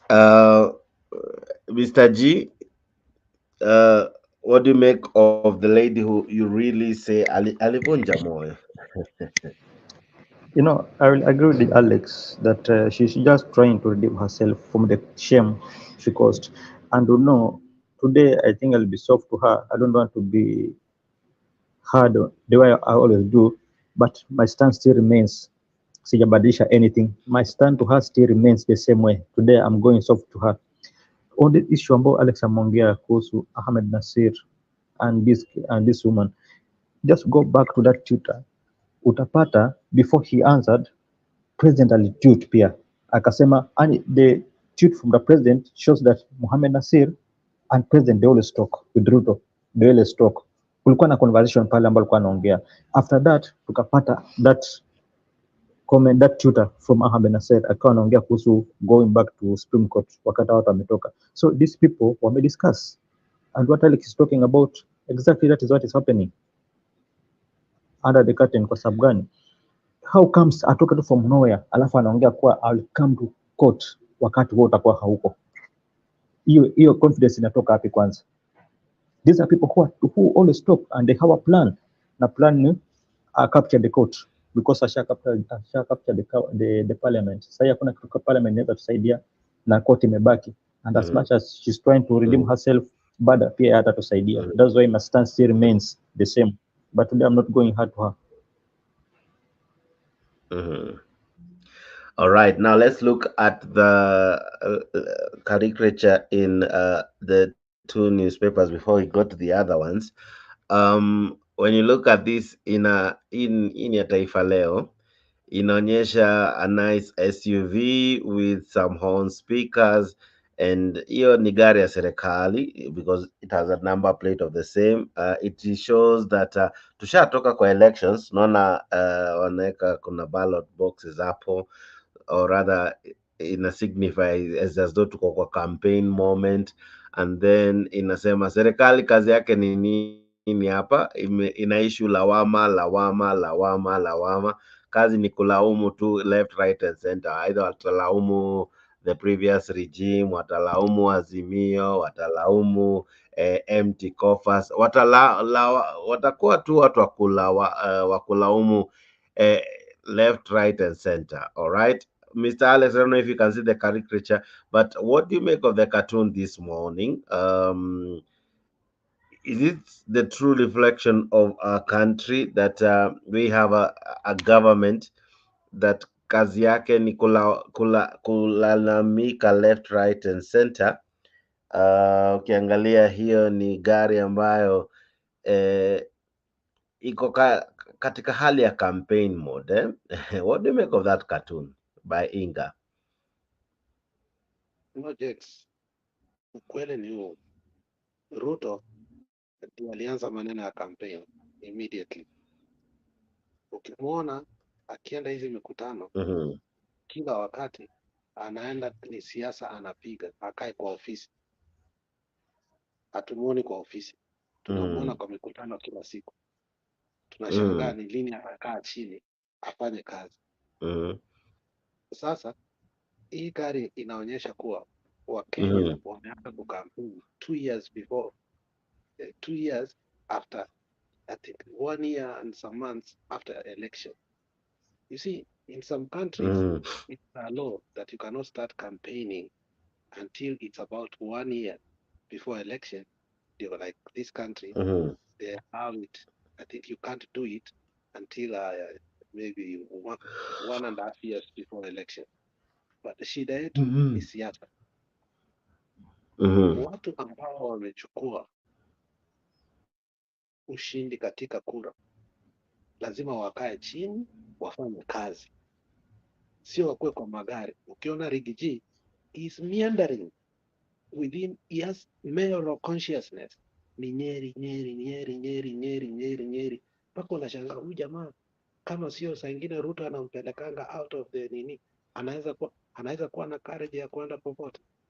Niliona bibi yake juzi akikuja Kisii na Simbarati akam welcome very good, yani very well. I don't know what was the purpose of that woman going to Kisii because sisi hatutaki Rigiji. But ukiangalia Rigiji campaign mode, yeye na kijana wake ambao wanaitwa Ndidi Nyoro ni saini kupigana tu. Kila siku utaona in the mountain, wengine wanasema ni Ndidi Nyoro, wengine wanasema, mpaka juzi niliona Gachagua akisema, Gachieta akisema kuwa ataanzisha chama chake. Sijui kama uliona hicho kitu.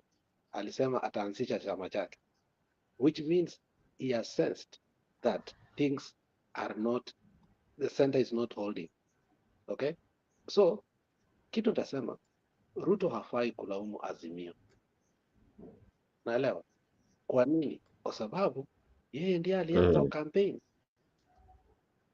Sisi hatukuwa na campaign zote. Sisi ni juzi tumeanza kwenda wapi? Tukaenda first of all Siaya, na sisi tulianza kufanya registration, which I was agitating for. I said we must register so that we can know how many people are within ODM, and then we start, having delegates meeting. Opposition should be doing that, not the government. Why? Because opposition, their work is oversight. So that wao madelegates wanatuambia shida wako nazo kule mashinani ambayo hatutajua. Is that wrong? Because sometimes we concentrate on the national issues and we don't go on the local issues, which sometimes are pertinent. Like right now, education sector, unikiangalia NAT haiongei, ile ingine sijui inaitwa nini, haiongei. Hata sijui saini who is the head of the NAT. Kitambo tulikuwa tunajua ni Sosion.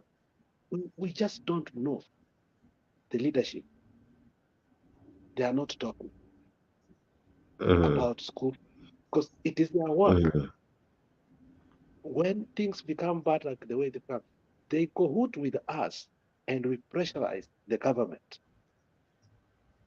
Because that is our work, to make noise at the rooftop to tell the government, on here you are wrong. The way Omtata was firm and he made sure that he had stopped that bill. Because the president had threatened, and hiyo ndio tabia yake mbaya, na nimemwona tena akithreaten tena juzi hapa Meru. Akikuwa Kisii alisema kwani kuswadi mulilipea ni ya kukata mboga. And those are the things that we must tell him frequently, that look, we have courts. Hiyo sword ulipewa kwani wewe unafikiria ni ya kuua watu? Wakati akisema ni ya kukata, kwani ni ya kukata mboga. What did he mean?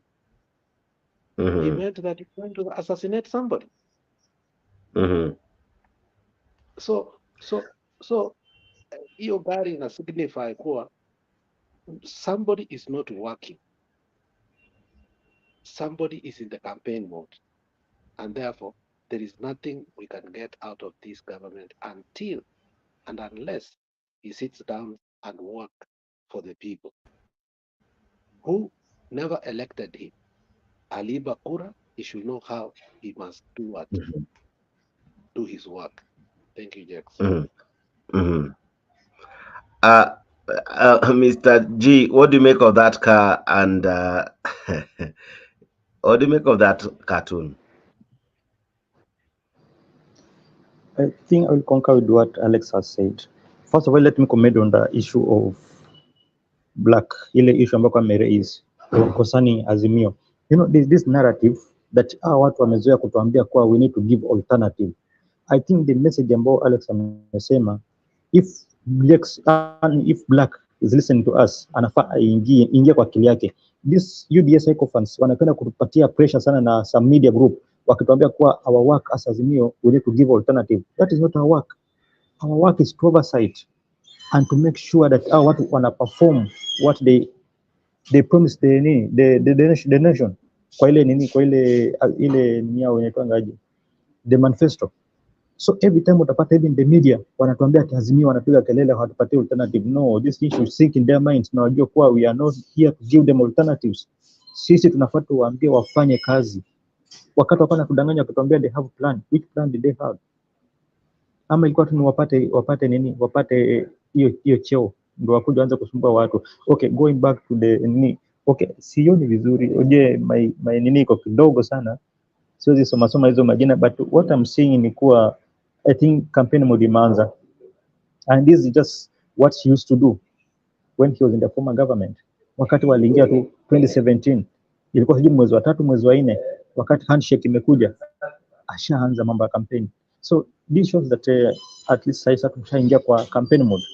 And I can assure you Mr. Jax that on this campaign mode ni opposition ambayo inaenda kugain, not even the government. Kwa sababu gani? Government watajisahau. This guy hawezi kaa kwa ofisi. Huyu ni mtu ambaye amezoea kusimama kwa gari, amesimama kwenda nje ya country. So the moment anaona Azimio is gaining ama ODM is gaining, atataka kucounter, na by counter atapoteza ile mwelekeo wake with everything ambayo anataka kufanya. Pia anaingia kwa campaign mode. Akishaingia kwa campaign mode, hapo ndo sasa atakuwa amefail kabisa. And that is what we want. Sisi tunataka hivyo. Hatuwezi kuja hapa kumpatia alternative. It will never happen. Nimeona jana alikuwa anajenga. Yeah, I can see the thing. Jana ndio pia alikuwa anafanya kama, you know, these things, hizi ni vitu ambazo zilikuwa zinafanywa na Moi. Sijui kama unakumbuka wakati wa Moi. Yeye ndio alikuwa anafanya vitu kama hivi. So pia anaanza kujaribu kurudisha kufanya vile Moi alikuwa anafanya, kuonyesha kwa ni maendeleo, but hakuna kitu kama maendeleo. These guys wamekuja kuloot. wamekuja kukuibia. Now we have to speak it out. You know, Jex anasema, not Jex, Black anasema ati we should be truthful na tuache ku politics everything. This is not politics. In ukweli, Mr. Jex, this is just the reality. Somebody amekuja na hii kitu ya house, affordable housing. Na ukiangalia kabisa unapata this is not even affordable housing. This is just a scam whereby wanaweza kula go to tenders ya hizi vitu za housing. Utapata hakuna any hustler ambaye anahusika kwa mambo ya tender. Hakuna any hustler anahusika kwa anything. Hustler atahusika tu kwa kubeba mawe na kubeba simiti peke yake, ndio vitu ambao hustler anahusika. Other things ni hao wakubwa wenyewe wanaenda ku benefit. Haya, twende kwa nyumba yenyewe. Hustler hatapata hiyo nyumba because we cannot afford that cash. So this is just a scam and you have to speak the truth. Black asikuja hapa kat convince ati tuache politics. It's not politics. We are speaking what we see on the ground. Back to you, Mr. Jex. All right. Now, what you're talking about the Daily Nation, and the Daily Nation equally has another cartoon. They are talking of our Moshomba and Goliath. When you look at that caricature, you have William Ruto and Rigathi Gachagua placing doing some construction work. They have some bricks, some trowels, cement, and all. They're doing some construction, and now using a sling, Wamushomba is removing the bricks from the houses. It's like she's bringing it down. Let me begin with you, Alex. Is Wamoshomba the one bringing down the Goliath, or rather the big people in UDA, because they are in yellow, I think signifying UDA? Is she the person bringing the coalition, or rather, sorry, the party down, in as far as she's seriously opposing some of the projects that the government has tried to come up with? What do you make of it? You know, I've been studying Mushamba for a while. I don't know what Mm-hmm. a narrative, the end of a narrative game will be. But however, Mm-hmm. the housing levy, he has been very consistent about it. In fact, he was courageous enough the first time not to vote for it, first of all. And he went to the ground in Kiambu and she was told, I'm sorry, I'm calling here. And those sometimes you're confused. So she went to the ground, she spoke with the people. People told him that they don't want this thing. Eh?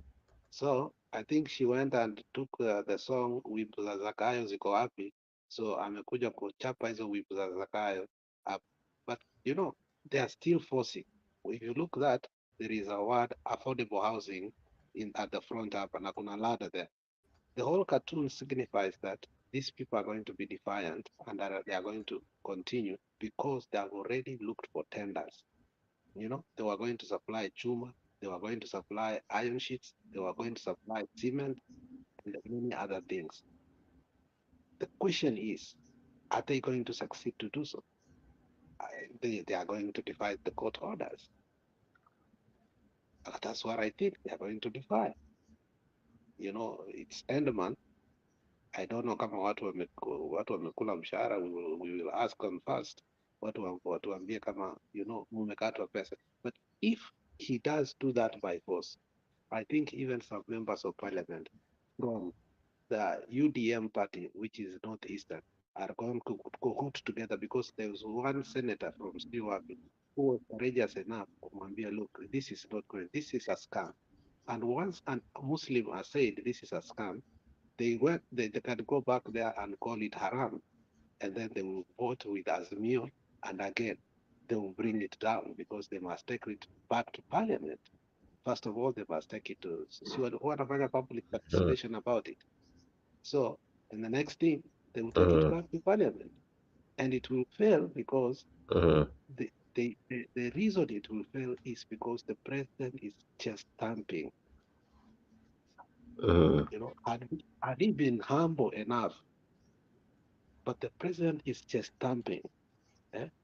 Yeye Mm-hmm. wangwana, hii mkutano mnafikiria ni yenu? Hii Mm-hmm. si mkutano ya Azimio mahali mnapiga kelele. Mm-hmm. Sisi sio watu wale wa kurusha mawe. na kupiga kelele. You know, he wants to brand us in a different way. But now, even the people of Central are being convinced, honestly, it can't be like this. It can't continue to be like this. And it All will right. never be. All right. Black seems to be falling on and off. There's this story ambayo pia imemake headlines ya ile ndume iliua farmhand wa Boni Halwale. I'm forgetting the name of that cow, but but the farm guy alikuwa anaitwa Moi. Inaitwa ina Ola, Is something like something that. imeanza na I. Maybe Mr. G can tell us. He seems to understand that language. And we saw the able senator cry profusely because of that cow, because he had to spear it to death and all. Then his counterpart came out and said that hii haikuwa accident. He claimed that Halwale had something to do with the death of the farmyard. And then the star has it that Halwale says that I did not kill my trusted farmhand. He says this is a man who has worked for him for close to 30 years, and he has been his farmhand for quite some time. And he says he's one of his most trusted farmhand. But on this fateful day, alikuja amekunywa busaa, according to the good senator. And alipokunywa busaa, hii ng'ombe ati imekuwa ikipewa molasses. Yeah, these are the bulls uses for fights. Some say huwa zinapewa to the level of kupewa bangi and all, so that they can be very aggressive. So this guy came akiwa amelewa and the bull decided to act on him, killing him um, uh, in its shed. So Kakamega senator says he's not keen on responding to claims from the unverified sources. Mr. G, what do you make of this statement from Halwale? I don't know if you followed the story of the death Yeah, of his farmyard yeah. farmhand in I his farm after the bull killed him. I followed the story, and to me, I cannot. Those are just allegations that I cannot substantiate. But let's go back first. Nilikuwa nataka ni comment something on Shomba before I come to this issue of Halwale, because this issue of Halwale ni kama there's some propaganda in it. Ambao, let me first of all comment on Wamchomba something.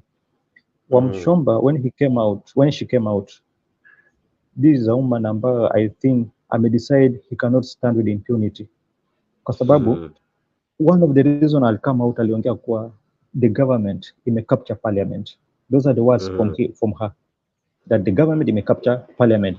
Sai anything that the president want to be done, anaita watu wake kwa state house, alafu anawaambia what they have to go and do and what they have to speak, anything that is needed anawaita. Sasa ameshai capture.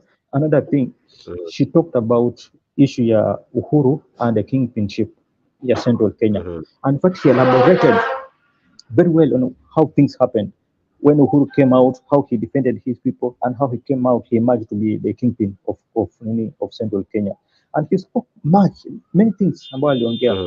Utapata kuwa ukweli ni kuwa this government imekuwa against the will of people, imekuwa against the prosperity of our nation. Hao ni watu ambao wameingia kwa mambo yao. When she spoke about the issue of housing, affordable housing, amesema kuwa the government is there with some cartels ambao wanataka kukula pesa wananchi wa the hustler. So it's not just something ambao analeta kuwa is a project kama inakuja kusaidia watu, no. So on the issue of Wamchomba is just one woman ambaye amedecide to stand against impunity na ameamua kusimama na wananchi wa kawaida. That's why anawatetea, and I think I'm grateful for her for what she's doing. Going back to the propaganda ya Halwale, I think when somebody amedungwa kisu na mtu ambaye amedungwa ile nini ya ng'ombe, ile horn ya ng'ombe, those holes ziko different.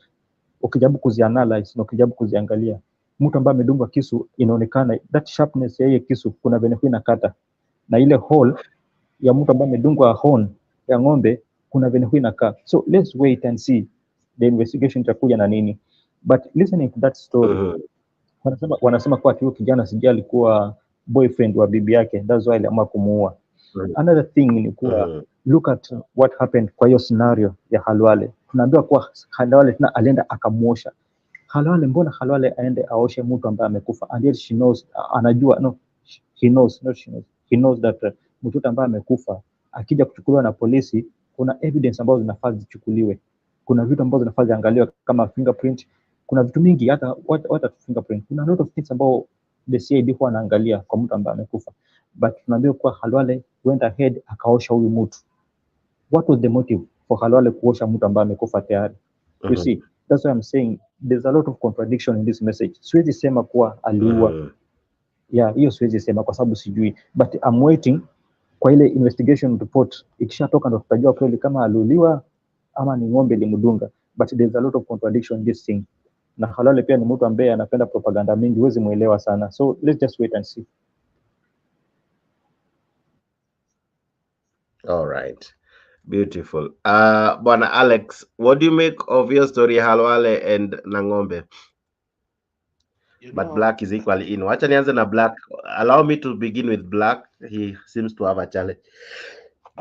Black, what do you make of your story Halwale? I don't know if you know the story.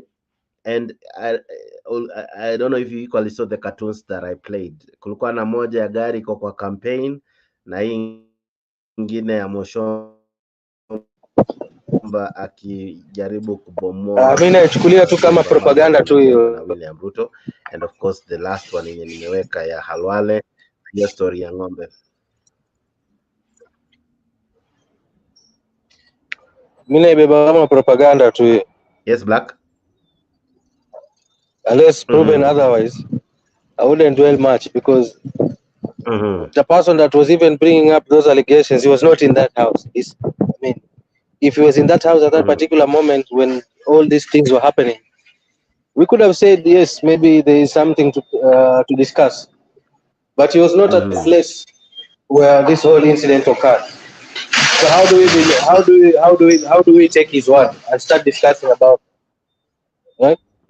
Or if he could have been told by someone who was in that house at that moment, or at least in that vicinity at that moment, then that would be something to talk about,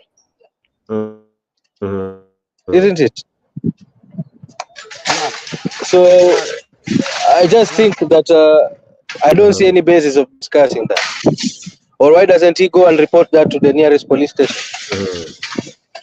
We are talking about the one. Somebody is making noise. Mbona hajaenda polisi kwenda kuripoti?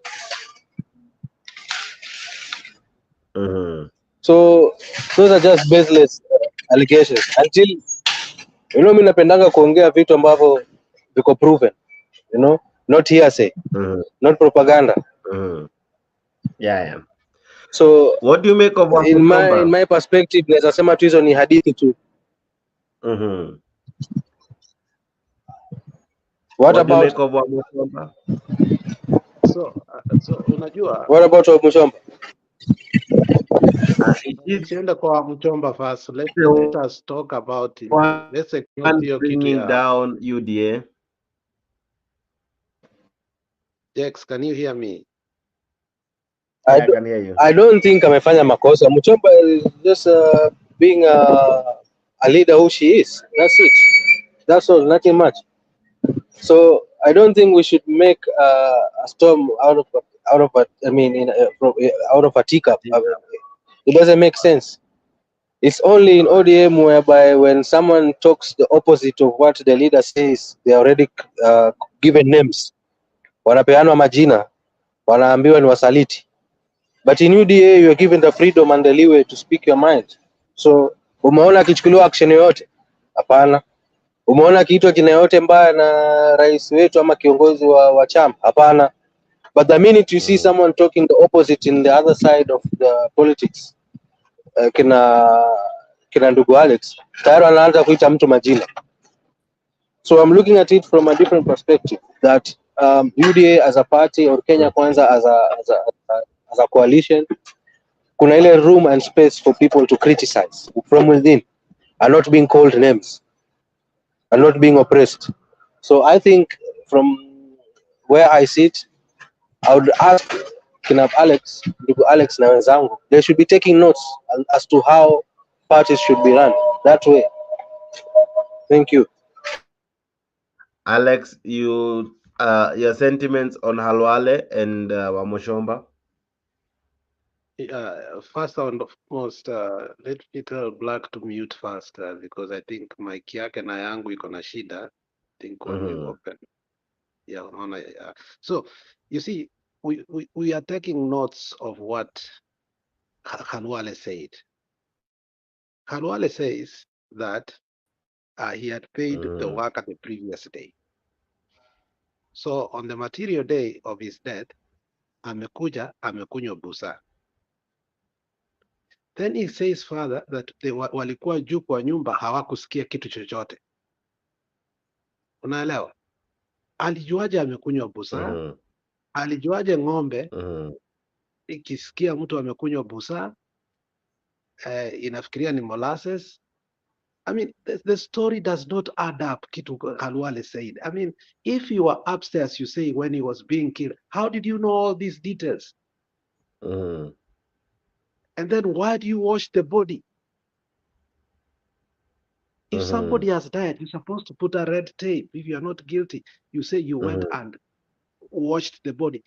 Khalwale is the one who is contradicting himself, and that is why we are saying that, look, these statements, they don't make sense. Nobody is castigating Khalwale. We're taking the statement of Khalwale as he said it. Isema ati alienda kakunywa busa. If you're upstairs and you did not hear him, that he had come, how did you know that he alikunywa busa? And why did you wash the body? He says ndio alikuwa amemlipa tu mshahara. Alafu jamaa akaenda akapewa vitu zile zao. Then he came back, aliporudi at night usiku akiwa peke yake, akaenda, they were not able to hear the screams because they were upstairs. So the bull ikamdunga kifua, ikamuumiza kichwa and pia sehemu za makalio. So we are not talking about me. It's not even the statement of Toto. What he explained to be the cause of the death and any from Khalwale. But what do you make of it? Is it a propaganda? Is it, are we making a mountain out of a molehill? Are we blowing it out of proportion? Are we making a storm out of a teacup? What do you make of it? You see, the question, the question is, you are a doctor, you are a senator, you've been a member of parliament, you know the law. A dead body, once you find it has been killed, you leave it there, you call the police, and the investigators will come and do their work. The washing of the body is what we have a problem with. Why did you wash the body? So he is contradicting himself. If I was a forensic investigator, I will have questions about that. You're a doctor. You don't just flippantly wash a dead body when somebody has died. Why do you wash it? A corpse. Jake sasa ukipata, and I think you have been through that, and Paul, not reminding you. If you found your child has been killed and you were not there, you just came in the morning and found that mtoto alitoka kwa nyumba, akaenda, ng'ombe imempiga. Utashika huyu mtoto umuoshe ama utaita askari kwanza wakuje wafanye investigation? So him being a senator, he has a lot to answer because his statement is what we are taking it. Achana maneno ya Toto. Toto alikuwa na shida na yeye. Hata sasa ako na shida na yeye. Toto is a very rich guy. Nasikia he calls shots in Kakamega. He's like a pseudo governor. But he knows more about Khalwale because wakati Khalwale alisema anataka kuwa saya, wakati alichukua Oparanya akasema anataka kuwa. I think there is something, that there is a beef that was between those. So hiyo wachana iweke kando. So Khalwale's words contradict himself, and if I was a forensic investigator, I would first of all say this guy should go in akae kwanza kwa cell so that we can investigate this case. And if it's true that this guy had a relationship na bibi mdogo Khalwale, if it's true, because the wife will be asked, then Khalwale has something to ask. But the UDA government is not going to do anything because we see what happened in Kisii. Up to today, Osoro has not, has not been culpable of what he did. He killed people, he wounded people. They want us just to forget like that, but we have refused. Wacha tumpate Kisii, atapewa proper beating. Haezi cheza na wananchi hivyo. Osoro akanyagi Kisii anytime soon.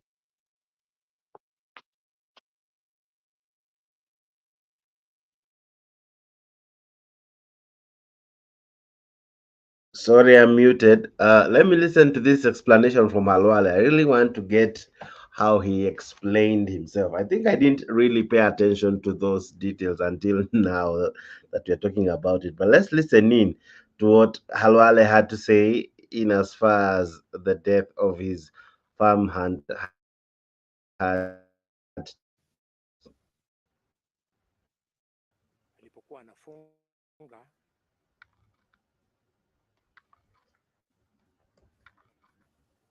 akiwa peke yake na jioni alipokuwa anafunga akiwa peke yake katika mahali penye bull hulala, inaonekana bull ilimvamia ikamshinda na nguvu, na kwa sababu alikuwa huko peke yake na sisi tulikuwa huko juu kwa nyumba. I can't hear from my end.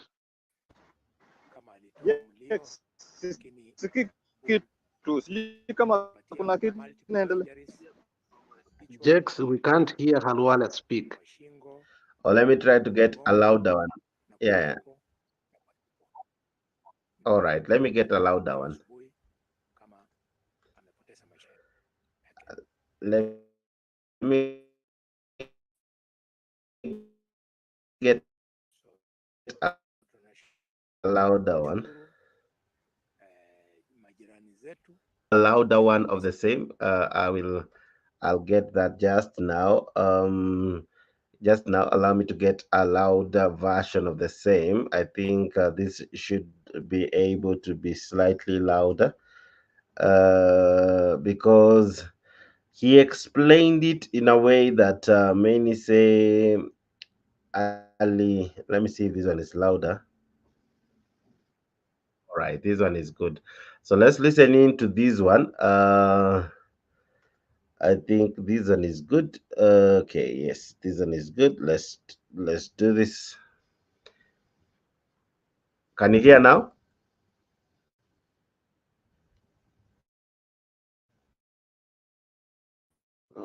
No, we can't hear anything.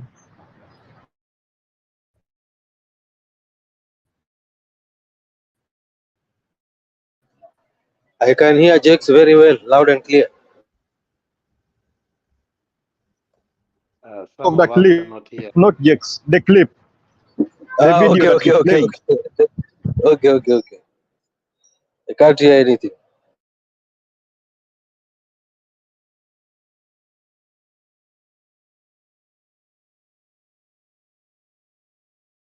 Jex, umefanyiwa ile kitu?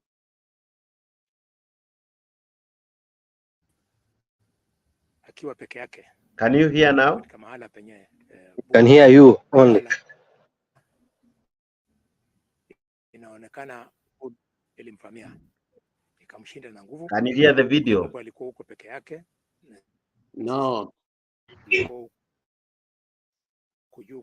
Nasikia kwa mbali sana, ongeza volume.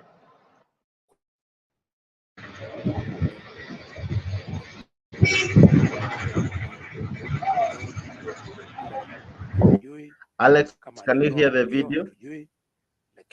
Anaongea kwa umbali sana. Just take the Mutembei video away and put another one. This one is too low. Wote wamekuja kwa haraka.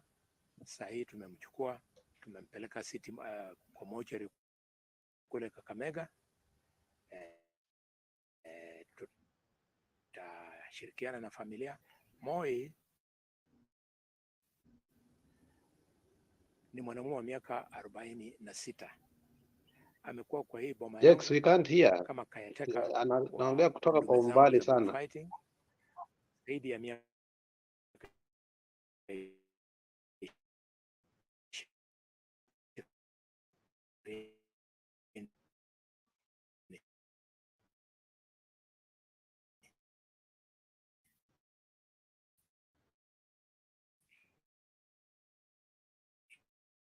like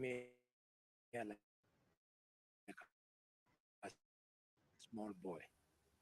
Yes, Black, wewe unasikia? Hakuna kitu yote na unakala wale. Yes, we are not hearing anything, man. Pengine aliamua kwamba kabla hajaenda kulala sisikii kitu.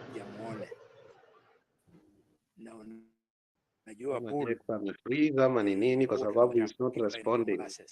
So karibi kama unanuka molasses. Yes. Kwa haraka.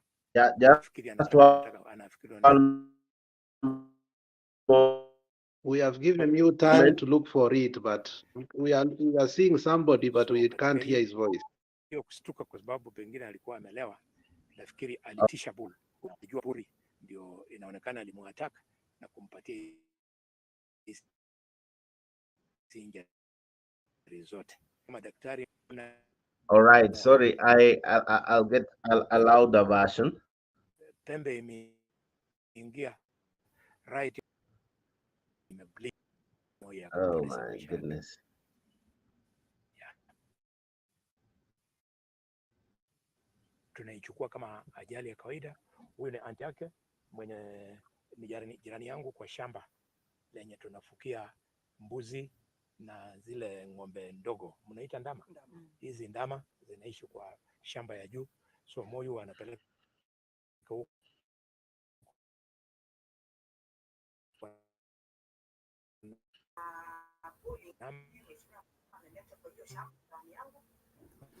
Oh, sorry. I think I was having some slight technical problem. Can you hear me now, guys? Yeah, we can hear you, but not the clip. All right, just one moment. Let me work on it. I think it's on my end. I had a challenge with, but the video itself has a low sound. But equally, let me try to play it from the media channel that equally reported the same. But from what I'm gathering is Halwale didn't hear the man yell for help, or rather yell when alivamiwa. The man, as he says, alikuwa peke yake. So most of what he's equally reporting is not what he witnessed, is what he thinks happened, right? He's explaining what he thinks happened. So I think we should leave it to the detectives. So what do you think, Black? Should we take the bullfighter by his word, or there is more than what meets the eye?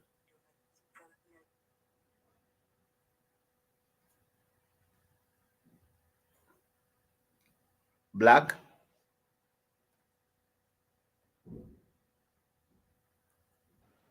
Well, Black, like I said, unless someone comes up and records a statement, the police, I can't speculate on the issue whereby, I don't know, someone spoke of a wife being involved, some love triangle issues. I wouldn't go into that because I think that one will be stretching things too far. The issue would be if knives were used, I think a stab wound can be seen and noted to be different from that of a bull's horn uh, stabs, isn't it? Yeah. So maybe if we have a post-mortem, we can tell. Because Pembe and Ndovu, the way it would stab a human body, the hole it leaves behind would be, the diameter would be slightly different from that of a knife wound. Because a knife wound would be narrow, isn't it? Yeah. Now, if they can argue from that perspective, then they'll be having something to talk about. But sasa mtu akianza kuingiza mambo ya sijui bibi alifanya nini, that one is, hiyo sasa hiyo ni upuzi, you know. All No, right. Black, So that is the angle which I would urge anyone, if they have to bring an argument, if they have seen or they had seen the body, waangalie ile tundu, waseme ile tundu si ya kisu, hii tundu ni ya kisu, hii tundu haikai kwa ya pembe, and that's a different discussion, right? All right. And as a doctor kitu ya kwanza huwa anafanya vitu kama hiyo, huo ni kusafisha, to clear the wound, to clean the wound and the surrounding, isn't it? You are not allowed to do it before the police I mean, come and look. for anyone who has been to at least been attended by a doctor, or at least seen a doctor attending any wound, first thing is to wash. But Black, he found him dead. Black, he found him dead. Of course, the first thing we'll do is not to wash the body, to wash the wound. So maybe he may have done that, but mtu anajaribu kuexaggerate maneno tofauti. No, but Black, kama daktari first thing akiona kitu kama hiyo, they clean the area, isn't it? Black hakuna shida ya volume because hatusikii. So vitu vingine ndio maana nilikuwa nasema let's not over politicize some things. Tuongee vitu vingine vya maana, yani from a meaningful point of view. Yeah? But Black. All right. Black. Yes. This person was I think dead. this is a serious issue. If it was Black has an issue, is not hearing us. Yeah, and Black should know that this matter is serious. Yeah, now kama jokes. The matter is very serious. I wish you to work on his end so that you can see Karua contradict himself. You know, how did you know? Let me try to. Yeah, let me try to share this one. I don't know if this one has all the info, but wacha tusikize hii.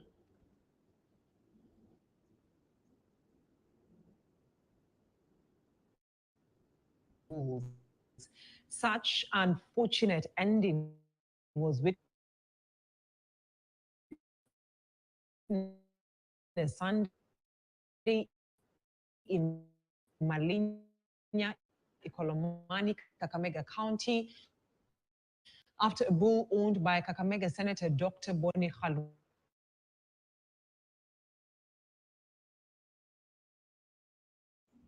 actually before his fellow bullfighting enthusiasts descended on it with pangas and shared the meat. Alan Ochanda.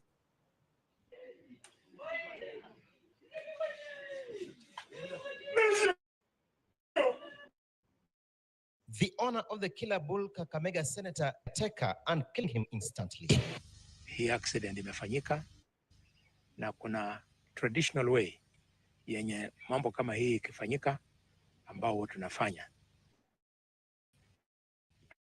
Tutafanya hiyo, lakini tutampatia masishi yake kama Mkristo wetu Mkatoliki. All along, Inacio the bull mistakes this for another imminent duel.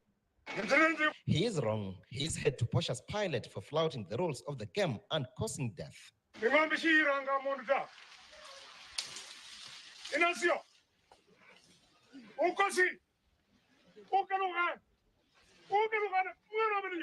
In line with the Idaho customs and traditions, whenever a bull causes death of a human being, it must be killed too. He then spears it, and the multitude, armed with pangas and axes, descend on it randomly, cutting it into pieces and sharing the meat among themselves. Na unajua bull huwa tunawalisha kitu ambayo inaitwa molasses.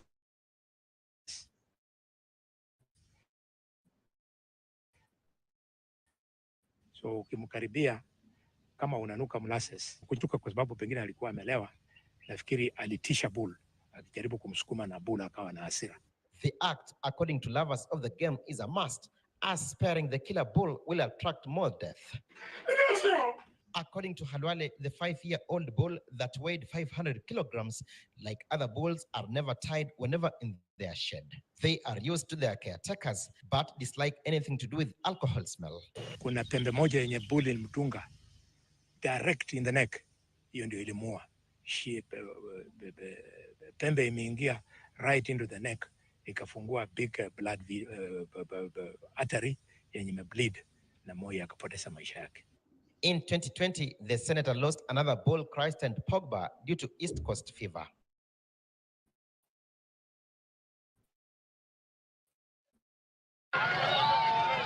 Inacio was its replacement and was ranking top table. Has at times seen fans sustain injuries and at times succumbing. Alan Ochanda, KTN News. What do you make of it, Bwana Alex? For me, I think the investigators should, I mean, Boni Aluale contradicts himself. I mean, because my question is, how did he know that the guy was drunk? And then again, he says that he was upstairs, they could not hear when all this was happening. I mean, there is a stiff contradiction there, but I don't want to go deep because it's none of my business. You know, accidents happen. If it was an accident, it was okay. But that contradiction of things that he wants to use tradition, okay? And even animal rights people should go there. You don't just beat and spear a bull like that. He's committing another mistake, you know? Animal rights groups should come even there again and investigate him. You don't tell us that tradition, there's a way to nafanya vitu, mnaanza kuchapa ng'ombe. It's not even allowed. I mean, Kenya does not follow, you know, the Animal Rights Act, whereby, you know, people beat their dogs. When you want to kill a cat, you put it in the kwa gunia, alafu unaichapa kabisa ndio isitoke huko. You know, when you're killing your dog, unachapa moja kizaeka, unaichapa kwa kichwa inakufa. Now that's what they were doing. I mean, Boni is guilty here for me. There is something about what Boni is covering. And I hope ungeweka yenye kona volume hii kama ingelia, you could have heard vitu anasema kuwa yeye walikuwa juu hawakusikia. Huyu jamaa akakuja alikuwa amekunywa busa. The previous day nilikuwa nimemlipa. Sasa akaenda kwa Inacio. Akaenda kwa Inacio. How did he know all those details? Unless he has CCTV. Okay? So those are the things that we are asking. If you say you were upstairs and you could not hear this man cry, then don't give us details of anything. Just say you don't know what happened. You found him dead in the morning. But the way ana narrate is as if he knows, ni kama amepanga maneno yake vile anayasema. And then the other thing is holding is the tradition. Sisi kuna vitu tunafanya kama jamii yetu, vitu kama hizi zikifanyika. Unaelewa? So Boni is not a stupid person. Boni has been a member of parliament. Boni has been in committees. Boni has made some people lose their jobs. Kimunya must go. Boni has become a senator, then akaenda nje kidogo, akarudi tena akakuwa senator. This is a learned man. The man is playing with the intelligence of us. But ukiangalia vizuri, ukifuata maneno yake, they don't rhyme. Yeah. All right, guys, we are now winding up. But Mr. G, what do you make of the death and equally the explanation from the senator, even as we now wrap up this wonderful show? I think I just have to answer Black. Black I think Black aelewi that on a dead body, ukipata mtu amekufa on a dead body, you are not supposed to wash even that wound. Just the fact is the body is dead, the guy is dead, the body is lifeless. You don't have to wash any wound ambao unapata pale. In fact, even you are not supposed to touch the body. You are not supposed to touch the body as much as ushagundua kwa hii mtu amekufa. So Black, this is something that you need to understand. On the issue of Halwale, there's a lot of contradiction. Kwa sababu kitu ya kwanza wanasema kuwa ati ng'ombe ilisikia harufu ya busaa. I come from Western and I used to drink busaa kitambo. Nowadays I don't drink. Niliwacha kabisa, nilikuwa na kunywa ile utoto tukiwa primary na secondary. Na hiyo niliachana nayo. But when you drink that busaa, huwezi niambia ng'ombe ambayo iko 2 meters ama iko 3 meters ama 4 meters itasikia harufu. Those are just contradiction ambao Halwale hajielewi. Sijui na amemwadvise. Hakuna vile ng'ombe inaweza sikia harufu ya mtu ambaye amekunywa pombe kama busaa kama hauko more than 2 centimeters, 3 centimeters, 4 centimeters, 5 centimeters, hapo utasikia. But a meter plus huwezi sikia harufu ya busaa bana. Ni ngumu sana. Another contradiction hiyo, kuosha mwili. Hauwezi osha mwili ya mtu ambaye amekufa. Hiyo ni kitu ambayo haiwezekani. A dead body lazima ishikwe na polisi wakuje waiangalie. Back to Jax, kuna makelele, sijui kama mmenisikia. Kuna makelele sana. I'm outside, I'm on the streets. All right, asante sana. All right, asante sana bwana Godia, ati Godia. My. Jesus Christ. Godia should be coming to the show at times, eh? But asante sana Mr. G and equally Alex. Alex, your closing remarks as well. Well, my closing remarks is let's continue to educate people and to agitate for the liberation of our country. Our country is not in a good place right now.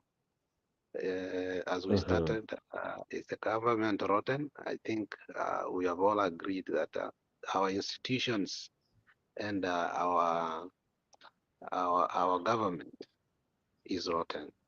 But for me, I said it's decayed or decomposed.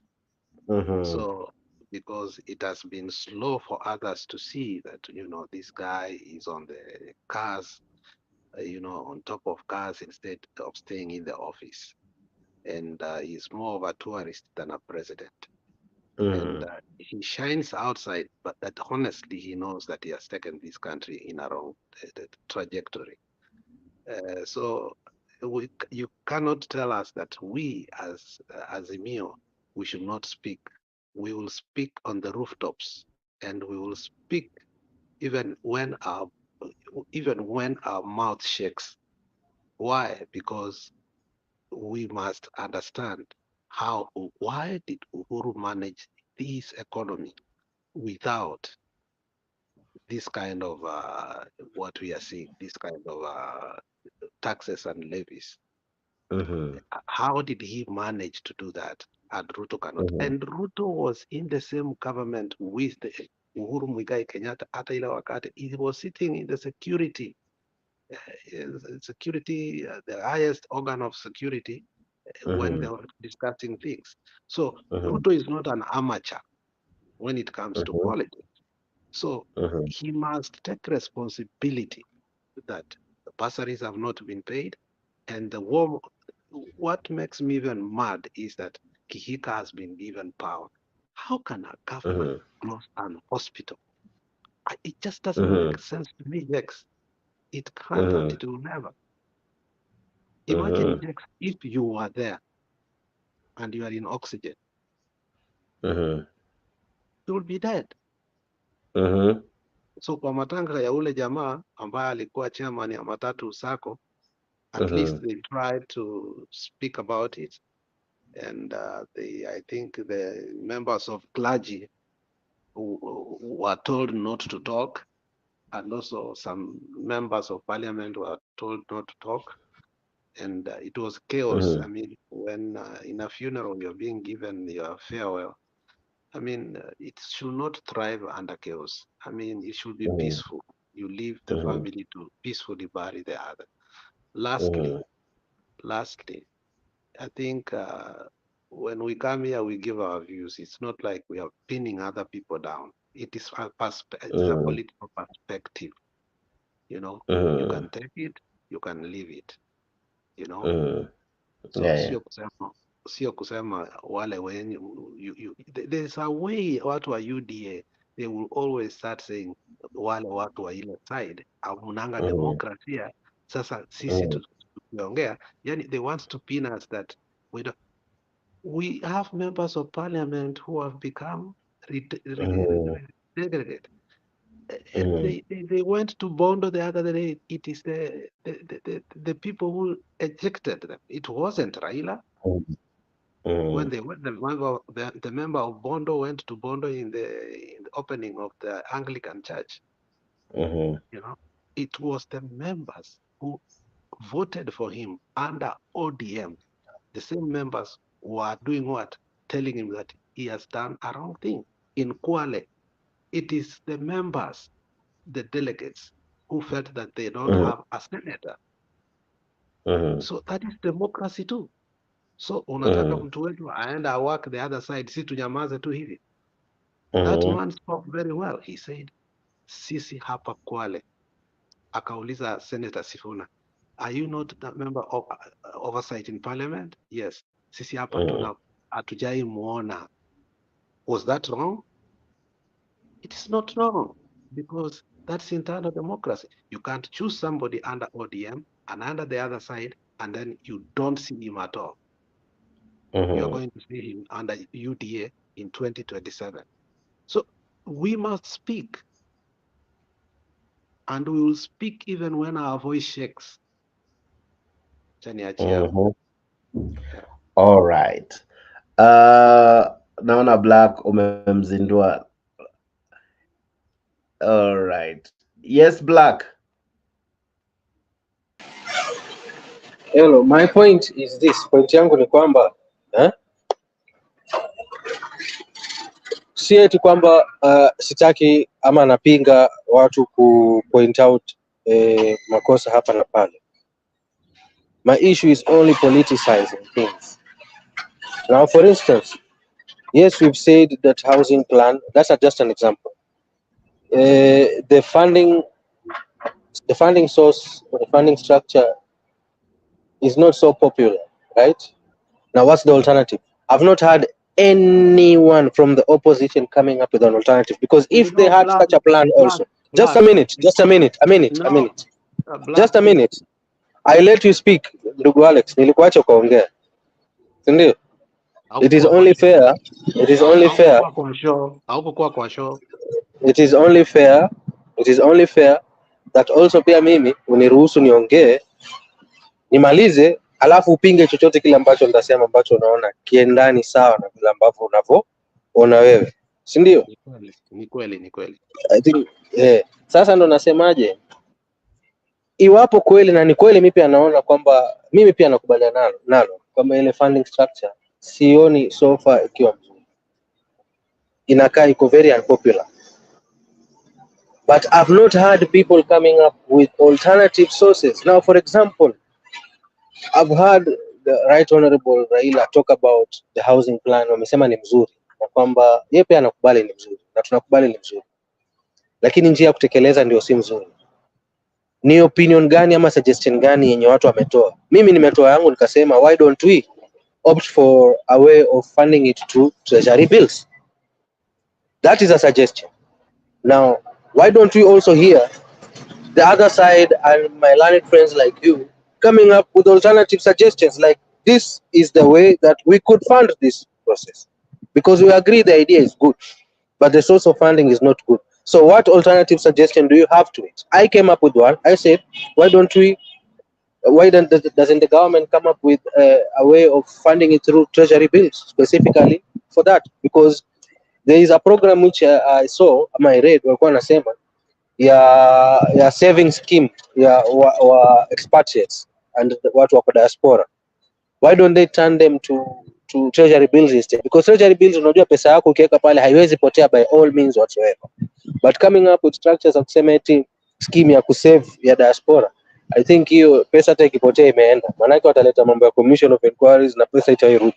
But if we come up with a structure which money can go in form of treasury bills specifically for building those houses, the money haizi potea. That is my opinion. What is your opinion? And what is the opinion of your leader or suggestion as to how we can come with alternative source of funds, except your 1.5 deduction? So that is what I would like to hear from you and your leader. So tell me, what is your suggestion? That is a question that I pose on you. Black. And Mr. G. Black. Another thing, second question. Hii NHIF kubadilishwa kwa SHIF is a way of trying to come up to clear the page, kuanzisha kitabu kipya. Maanake tayari unaona ile road mahali iko, pesa ni inapotea left, right and center. By starting up a new one, then it's easier to track each and every form of claim that comes in right now, as we try to verify the other previous claims that outstanding bills are yet to be paid for those claims. Kama hii mfano ambao nimekutolea mfano, hospitality inadai imelipwa 400 million na so far inadai 78 million, when evidently it is a fraud. So if such things NHIF ikifungwa sasa, watu waingie kwa SHIF. Now such claims before ilipwe kama 78 million inakuwa verified in this manner, like the way inakuwa verified sasa na parliamentarians, but there will be a specific panel ambao wana verify claims. So some of those claims ambao ni fraudulent hazitalipwa, and if anything pengine watafunguliwa kesi waweze kulipa back ile pesa ambao wameiba so far. So I think it's about time that we start looking at things from a perspective of a Kenyan and not that one of Azimio or a KKA. Now I've given you a suggestion of funding the housing, affordable housing. What is yours? Thank you. Alex, is it the work of opposition to tell the ruling party what they should do? Now, all of a sudden you've become opposition. Let me talk. You have so spoken. You decide to be opposition when you want to be, and to be a Kenyan. Okay, sorry. Continue, Nisame. So you people must know that it is unpopular, and come up with a different thing that now you do public participation the way you have started. You correct the problems you have done because it was rejected within the courts. So it's not us to be giving you suggestions. When something has been done that is wrong and we have gone to court and we have won and we have told you that it is wrong, you can say you should have technocrats who should help you. Don't tell us to come to solutions for your mistakes. You guys have people within the party that must be correcting the mistakes. People like Murkomen asianze kusema in 2 months we must, that's not the solution. You make it even more unpopular. But our work as opposition is not to be brought in your mistakes for us to give you alternatives. It is not. Your problem is that you want us to be a solution to your mistakes. It can't be. Our work is when you do something wrong, we tell you this is wrong, go correct it. Ukikata, we go to court. That is our work. Our work is not to be technocrats. Ndugu Alex, may I respond to that? No. Your work as a Kenyan. Just listen. Huh? Our work is not to do your work. Let me ask you. The core interest is the best of the country, right? That's why Black, the winner take all. If you win and you start governing. Usiniambie sahi tukue Mkenya, lakini honestly, we are on this side. We had our manifesto. We knew what we were going to do and how we were going to get the money. And let me ask, kazi ya legislatures wenu ni gani? Because they are still MPs when they get into that parliament, isn't it? But we have a rogue parliament right now. No, so when you say rogue, that includes those of Azimio, is it? No, we are saying the other side. Cannot say yes. You cannot put a rogue parliament in the one sentence and say, huh? Look, Black, a bill cannot be, 7 bills cannot be discussed in a day and zote zinapita. There's a process. Fine. So I'm asking a simple question. Have you come up with an alternative suggestion as to how that can be funded? The project can be funded aside from the deduction. My friend, it is not us to tell you. You had a manifesto. Listen, when you're in that parliament, that's the problem we have in our nation, and it will never change unless we change our mindsets into realizing. Now, let me ask you: when we have the Republicans, your let me ask. parliamentarians when Black. hawawezi fika mahali waona it is unpopular, let's come up with an alternative. Let me Why ask are you: you asking alternative from us? when Democrats come up with a bill, does it mean Republicans don't give suggestions as to how to make it better because they're Republicans? We have a rogue parliament whereby we cannot have a No. bipartisan bill. Now, if you as a right thinking citizen, is that the kind of thinking that should come out of you now that you believe that you are not rogue? Because I know you're not rogue. Is that the kind of thinking and the mindset that you should be bringing? When they are Unless you are rogue contentious equally. issues, no, Huh? that's an excuse. I answer you. When there are contentious issues, the speaker brings these ones and these ones on the side. Tell him that we No, can pass this one, but no, also no, this no. is equally good for us. So we pass both. But I've never seen a bipartisan parliament whereby somebody sponsors a bill in this parliament and Wetangula agrees. They passed bills according to the numbers. Wanaenda state house, wanaambiwa this must pass, wanakuja hiyo kitu. It's not even discussed. Ndugu, It's a matter ndugu of hapa mimi no ndugu kubali bwana. nimekupinga. How many things have been passed without even people talk? Otienda Molo said the other day that he waited to speak. He couldn't even speak. 3 people spoke and that was it. They passed the bill. Ndugu, I am very disappointed in that kind of mindset because I know you are a No, very, no, no, very no. You smart fellow, cannot and that's take my why I like mindset. debating you and You Mr. G. cannot take my mindset so that I can think like you. You No. must respect Now understand divergent one thing. views. Let me ask you a question.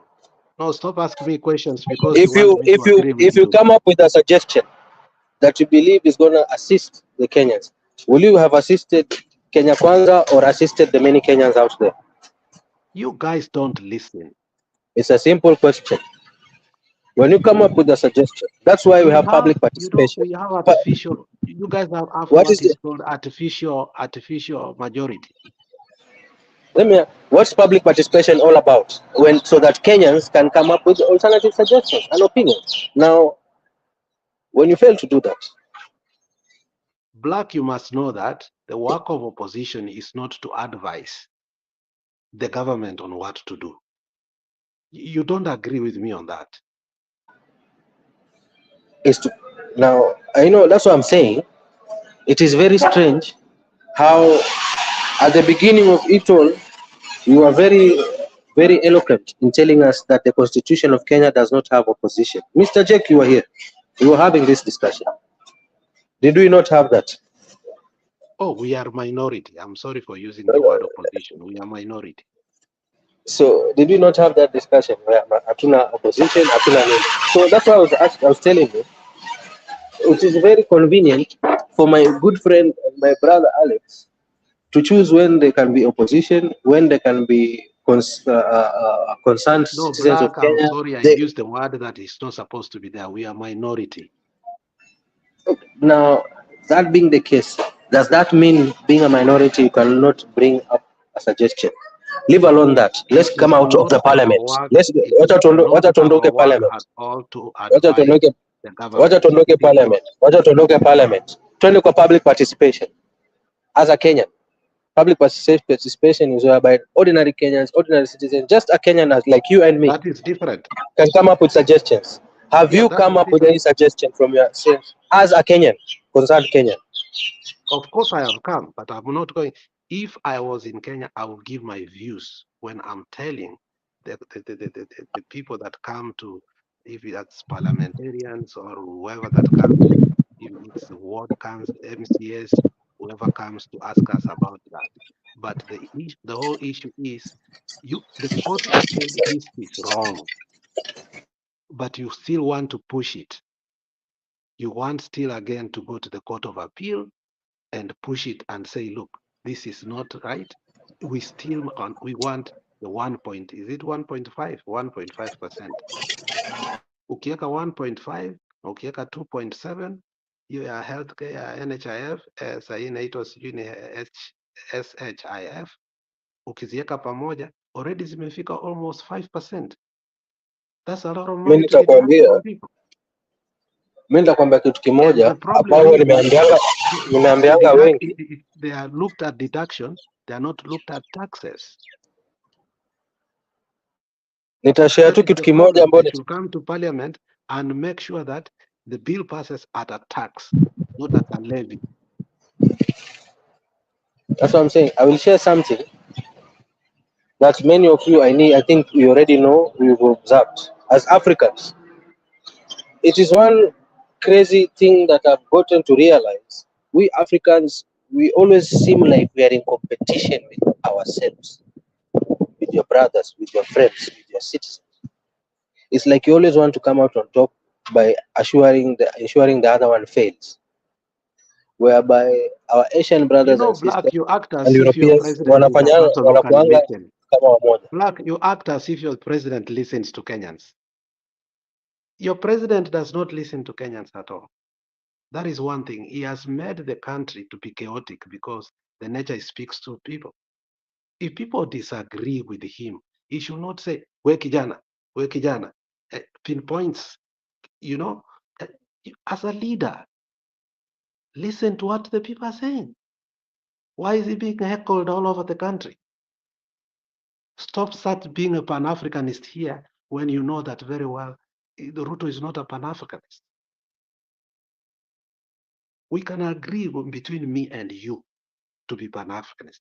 But when it comes to parties and the bulldozing that we are seeing, the chest stamping that we are seeing, the abuses that are made now, they are coming from both sides. The president must act as a president of the whole country. They are acting as a president of Kalenjins and the Kikuyus. And wamesema, this thing, if you saw what Cheriot wrote on X, which was Twitter, and deleted right away. If you saw what he said, this thing will benefit only the shareholders who are Kalenjins and Kikuyus. And then he deleted it. So must we sit here and start saying that now? Because Cheriot has made mistakes before, whereby say, even Mutiota akishinda kura for the first time, we have Nilots. Na akafuta hiyo kitu right away. You know, look, you must also look in-depthly and ask yourself, why is this thing being pushed? Why is it saying there are other members of UDA who have come to say this thing is a scam? You must ask yourself also.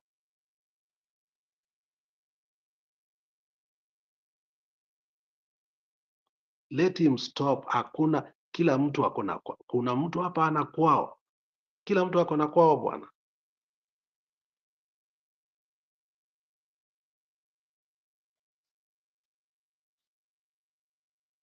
No, like I had mentioned earlier, this is a plan that you had as a manifest, part of a manifest. Now, coming up and correcting, you know, when you correct and give a solution. But ukiwa unapiga kelele tu, that is, you are not being Kenyan, number one, and you are not being Black, hakuna mtu anapiga kelele. I can also decide to say you are yapping. But coming up with a solution, alternative. Black, listen to what you are saying. Take it to the bank. You people had a manifesto. You people campaign. Exactly. But the campaign, wakati wa campaign ilipita. Sasa hii wakati wa kufanya kazi. We want to achieve a success for the nation, Black, listen. which involves Black, you and listen. me. Black, we don't. That's understand not you. Listen, Black. Ingekuwa hivyo, a winner take all. You took the government. We can't come in to start advising you what to do. You took the government. It's winner take all. I've not. Sijasema mu advice. Sijasema mu advice. Nimesema while you complain or while you agitate for something to be stopped, but at the same time, in the same sentence, you agree that that project is a good one. So what is the alternative suggestion that you have for this project that you believe is a We good one? agree that affordable housing should be there, but we disagree that we should be paying 300,000 as a deposit and hiyo nyumba inaenda kukua 3.5 million. Therefore, this is not affordable housing. Okay, so how would you want it to be done? He can adopt the way Uhuru was doing. Huh? He can adopt what Uhuru did. Jake's put here yesterday, if you were there, how many units? Some place he put 3,000 units, some place he put 4,000 units without taking levy from us. He can adopt what Nani did, Uhuru did. Now that you see, now that is a positive. That's a positive debate now. So your problem is that Because if nikwambie what you guys are supposed to do. You know, listen, Mr. nisikilize. G, can you Sasa tell him that's not our work? nisikize. He doesn't listen. Black hataki kusikia. Nawasikia. Sasa unaona vile mmesema Uhuru did 1 2 3. Tusikie basi. Now that is the kind of discussion we should have. You know, I don't like that kind No, of but it's not a discussion work. to tell you guys. No, no. I'm not going to Similar, have that kind of discussion where let me jog your mind a little bit. Let me jog your mind a little bit. Unakumbuka tulipokuwa tukiongea kuhusu kusucceed Raila? It is not mine. But I was given a suggestion as a Kenyan. I'm not in ODM. Look, when you took the government, Why? Because I'm concerned in making it and making that party work. It's not for me. I'm opposite of that party. I oppose that party. But I gave the right opinion, right suggestion to make it work. Why? Because I want the best out of it. Do you remember there's a time you came and defected to ODM? You openly said, nimeingia sasa ODM.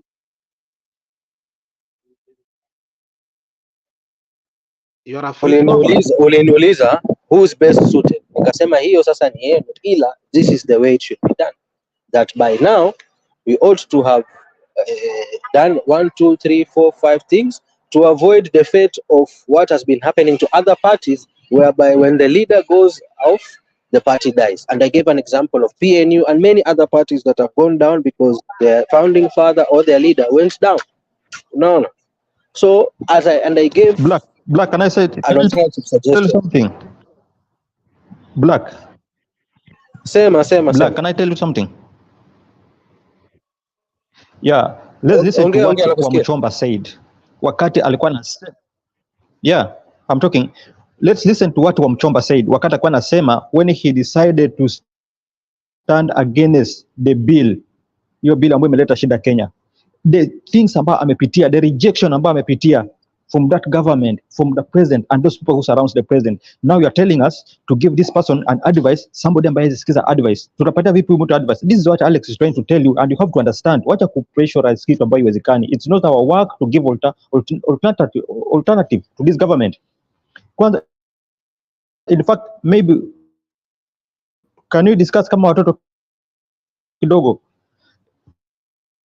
In my side, in fact, government ikianguka ndo mimi nafurahia. Hiyo sana nafikiria kama mtoto. Ikianguka ndo mimi nafurahia. We are not giving it an alternative.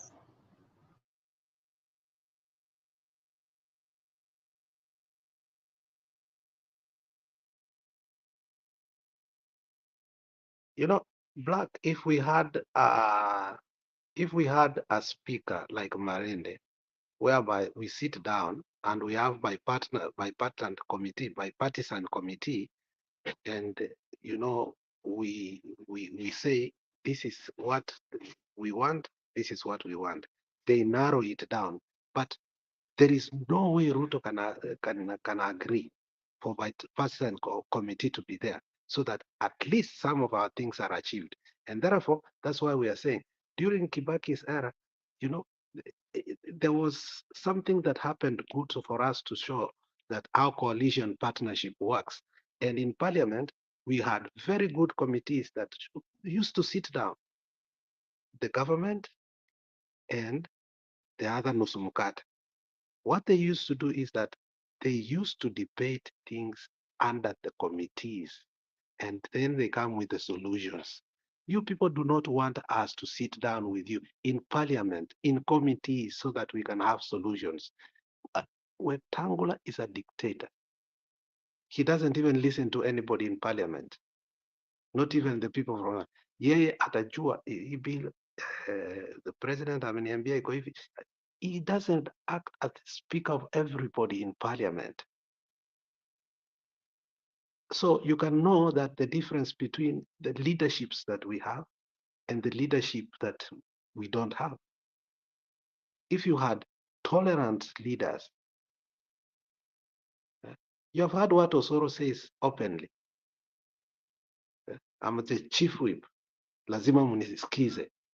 Or when you come to me for loans, I will never approve you. That's what they tell us openly.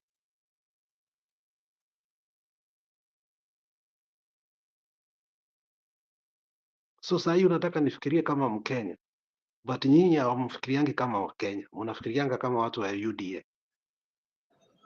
It can't Mi be hakuna like that. kitu, to be honest, tangu tuanze hii serikali sijasikia kitu yoyote substantial kutoka from your side. Your side Hata has sisi never come up with hatujasikia. anything substantial. To be honest with you, from the legislator, you may say that you have some rogue MPs, and I don't know how you define by rogue. What you mean by calling them rogue? Is working with the government rogue? I don't know, but to my knowledge, You I hear don't how think that is Ichungwa rogue. talks to us.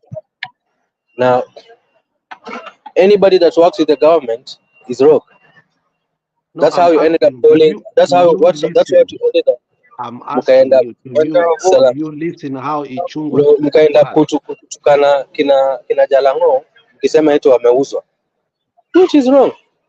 Just the other day nilikuwa namsikia your Homa Bay senator, sorry, Homa Bay governor, na aliongea vizuri sana. There's no way for you, if you want and really intend the best of your people, that you can work without the good relation with the central government. They're intertwined. So it's like for someone to be deemed as being well performing upande wa Azimio is when they are there shouting, screaming, and opposing anything that can be good as a project No, by the blood, government, stop and running not us in the any way wrong way.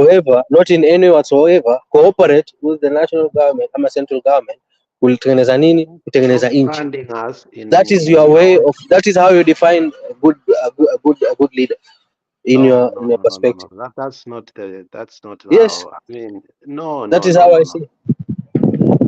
That's how. Thank you for saying that's how you see it, and that is a stupid way of thinking. So now listen. It is unfortunate that first of Urantusi. No, I'm telling you that you cannot just say that this is how we think. Our way is shouting. First of all, umetutusi.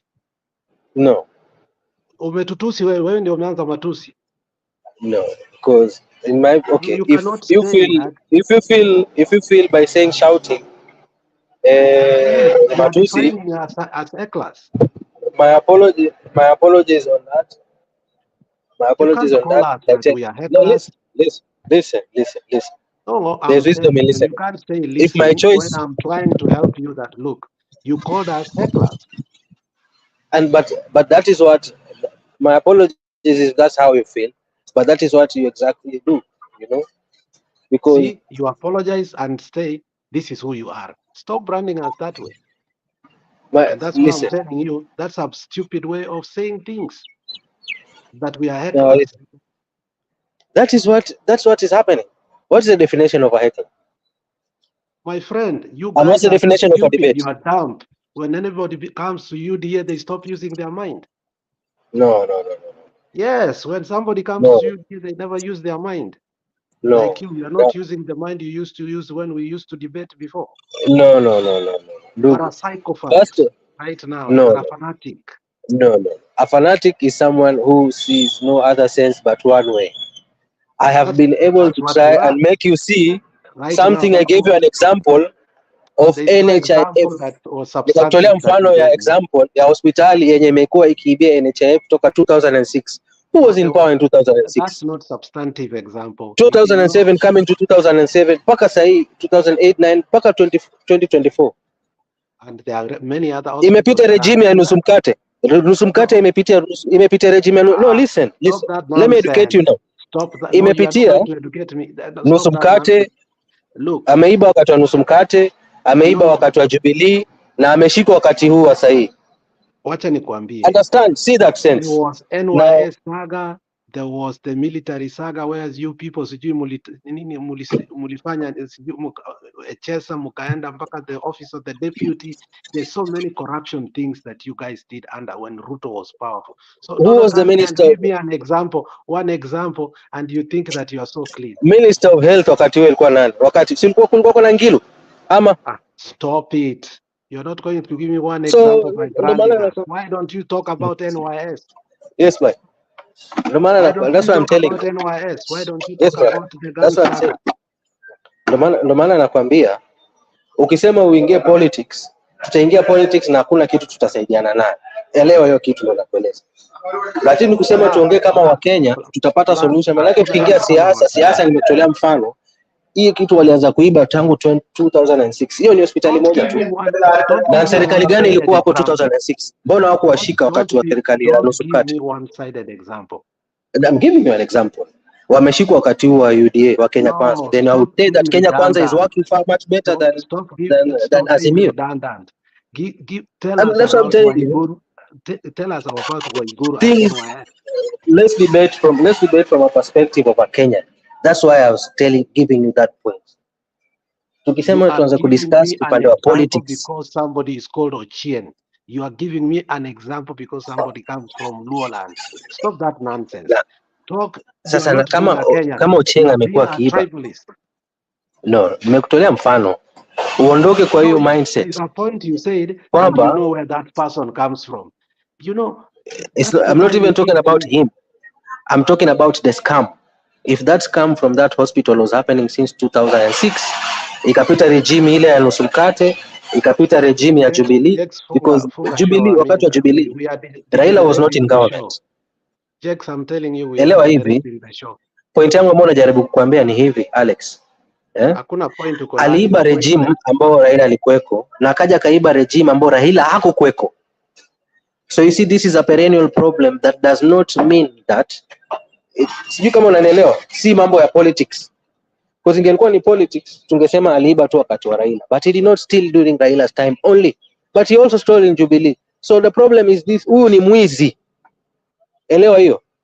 Sasa na tunafanyaje kuhusu waizi? Tushike waizi, but let's not politicize it. That hii serikali, elewa hiyo ndio point ambayo najaribu kueleza.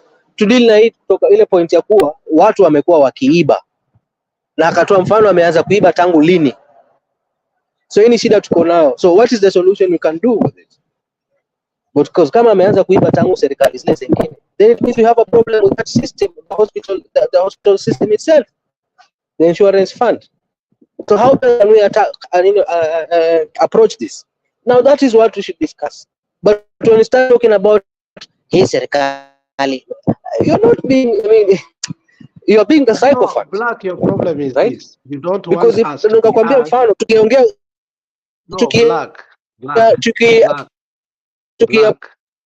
approach it from a political point of view, nitaanza kutetea nusu mkate si alifanya pia.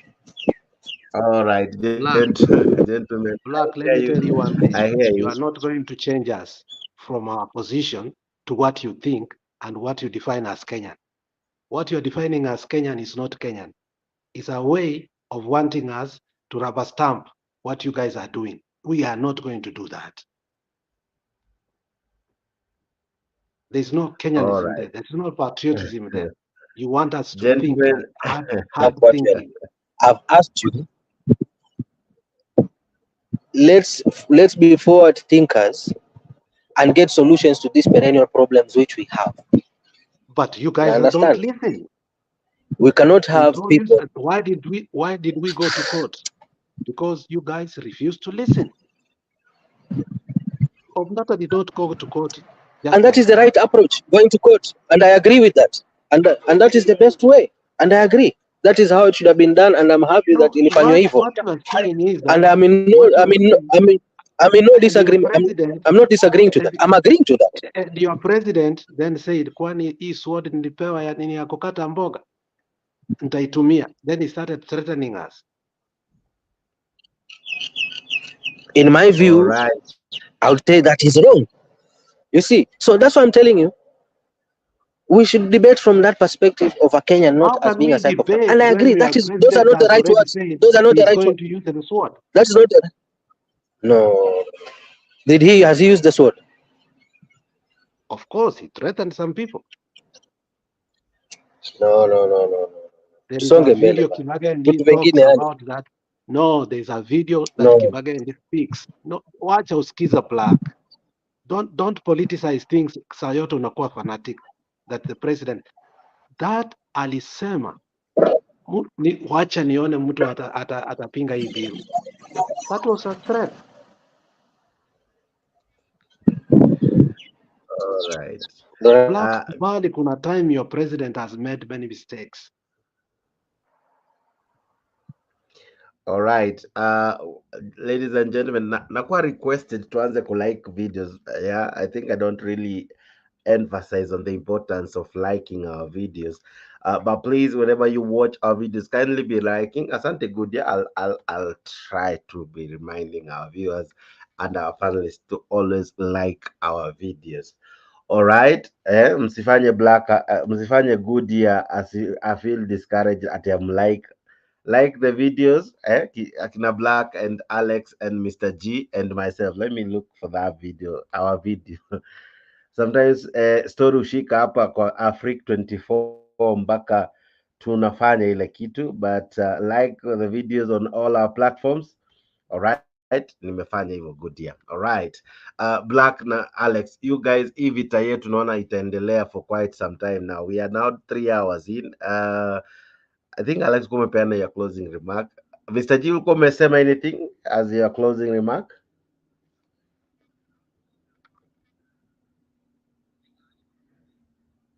Oh, Mr. G seems to Okay, have niko mahali nimeshikia kiasi. Jex, just I'm on the middle of something. No, I'm in the middle of something. Just continue. Kuna kitu namalizia hapa. Sawa. So thank you guys very much. We will continue with this fight and the debate and many other conversations, especially of such nature, kwa hii show and other show that happens here at Afrique 24. So do what? Kindly share, subscribe, and be part of this great conversation that happens here at Afrique 24. This was the morning edition that now turned to be the afternoon one, but ni sawa, tunashukuru. I saw somewhere good akiuliza for more hours. We wadau, man, tunawachapa usiku na morning. I don't know, but maybe we can begin an afternoon one and a late night one ya watu wa diaspora. Tutaangalia hiyo maneno, but Friday msikose kipindi moja fiti, kipindi moja ya watu wa kudate. I don't know if muli enjoy on Friday, but it's back this coming Friday and it will be an interesting one. Watch this even as we go on even as we head towards a nice break. All right. This will be happening this Friday. Bed of Roses. That's the show happening this Friday. Kindly make sure you tune in to Bed of Roses. Hii ni show moja fiti happening here at Afrique 24 with able host wakidiscuss mambo na mapenzi Wewe ambaye roho imevunjwa vibaya sana, usijali. Hii show, I'm telling you, you will enjoy what they'll be discussing. So tune in every Friday at 8 p.m. where we discuss Bed of Roses. They look at singles, those married, those divorced, those separated. Wewe ambaye uko na ex alikufanya ile kitu, yule alikula fair and all that. Kindly make sure you tune in to Bed of Roses this Friday, all right? All right, listen to this. Join us every Friday from 8 p.m. to 9 p.m. for a captivating journey into the world of love, relationships, and romance, presented by the dynamic trio Maggie Knox, MC Jesse, and Annie Waweru, Bed of Roses. Promises to be your weekly dose of heartwarming stories, insightful discussions, and expert advice on matters of the heart. Whether you're single, in a relationship, or simply love a good love story, this is the show for you. Don't miss out on the chance to unwind and indulge in the joys and challenges of love, all brought to you by our talented hosts. Tune into Africa 24 every Friday from 8 p.m. to 9 p.m. and let us guide you through the enchanting world of Bed of Roses. Subscribe now and mark your calendars. You don't want to miss this. See you there.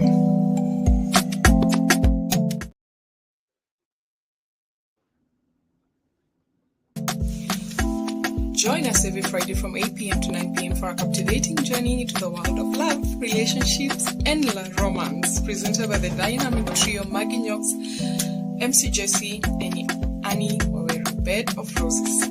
Promises to be your weekly dose of heartwarming stories, insightful discussions, and expert advice on matters of the heart. Whether you're single, in a relationship, or simply love a good love story, this is the show for you. Don't miss out on the chance to unwind and indulge in the joys and challenges of love, all brought to you by our talented hosts. Tune into Africa 24 every Friday from 8 p.m. to 9 p.m. and let us guide you through the enchanting world of Bed of Roses. Subscribe now and mark your calendars. You don't want to miss this. See you there.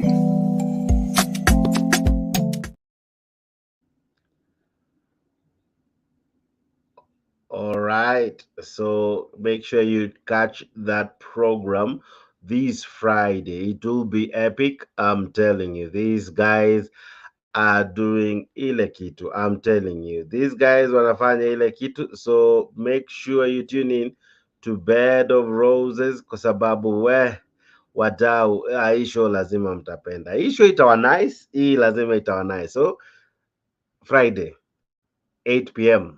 hapa Africa 24.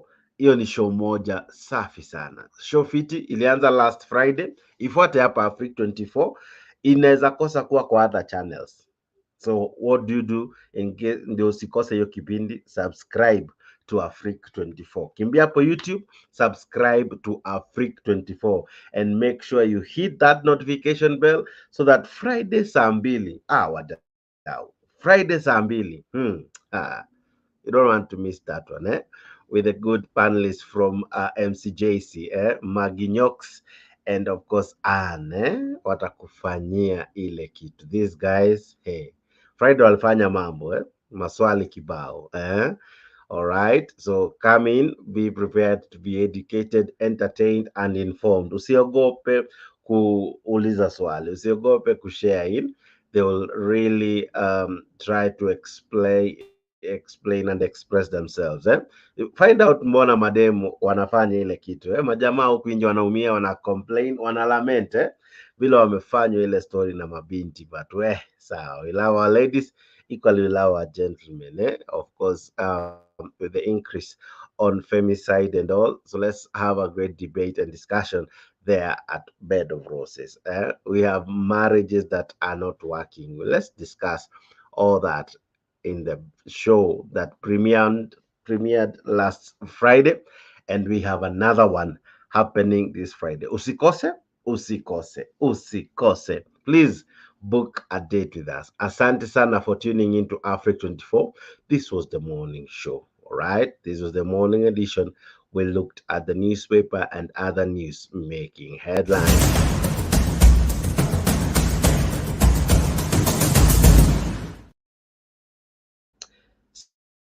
See you in the evening, saa 4 kamili. Hakikisha hauguzi mitambo. Keep it here at Africa 24. Make sure you subscribe to Africa 24. Make this your #1 channel. Subscribe, subscribe, subscribe. Africa is the place to be. Africa is the channel to watch. Africa is the place you subscribe again and again and again. Hii channel ni fiti sana mpaka you can unsubscribe and subscribe again. Yani ni tamu mpaka unaweza subscribe mara kadha wa kadha. Subscribe, subscribe, subscribe. Tell a friend to tell a friend about Africa 24. Subscribe, subscribe, subscribe. to Afrique 24 and let this be your #1 channel. Thank you so much. Like our videos, share, subscribe, and let us keep the conversation going. I've been your host, Jex, the moderator. See you at 10 p.m. Masaa yetu ya kazi. All right. Bye-bye. God bless you. Have a fantastic evening and morning and day and if it's night, good night. If it's morning, good morning. Whatever time it is from all parts of the world, asante sana for tuning in to Afrique 24. Bye-bye. See you. Good day. Tunasonga mbele watu wote wa Jamhuri Kenya yetu. Tunasonga mbele watu wote wa Jamhuri Kenya yetu. Haya sisi sote wananchi tushangilie. Eko Jamhuri, eko Jamhuri, sote eko Jamhuri Kenya yetu yaenda mbele. Eko Jamhuri, sote eko Jamhuri, eko Jamhuri Kenya yetu yaenda mbele. Mwaka wa 60 umefika, tangu Kenya iwe huru. Mwaka wa 60 umefika, tangu Kenya iwe huru. Haya sisi sote wananchi tushangilie. Eko Jamhuri, eko Jamhuri, sote eko Jamhuri Kenya yetu yaenda mbele. Eko Jamhuri, sote eko Jamhuri, eko Jamhuri Kenya yetu yaenda mbele. Twaenda mbio, Kenya yaenda mbele. Kwa elimu twaenda mbele, matibabuni twaenda mbele, viwandani twaenda mbele, na mashambani twaenda mbele. Eko Jamhuri, sote eko Jamhuri, eko Jamhuri Kenya yetu yaenda mbele. Eko Jamhuri, eko Jamhuri, sote eko Jamhuri Kenya yetu yaenda mbele.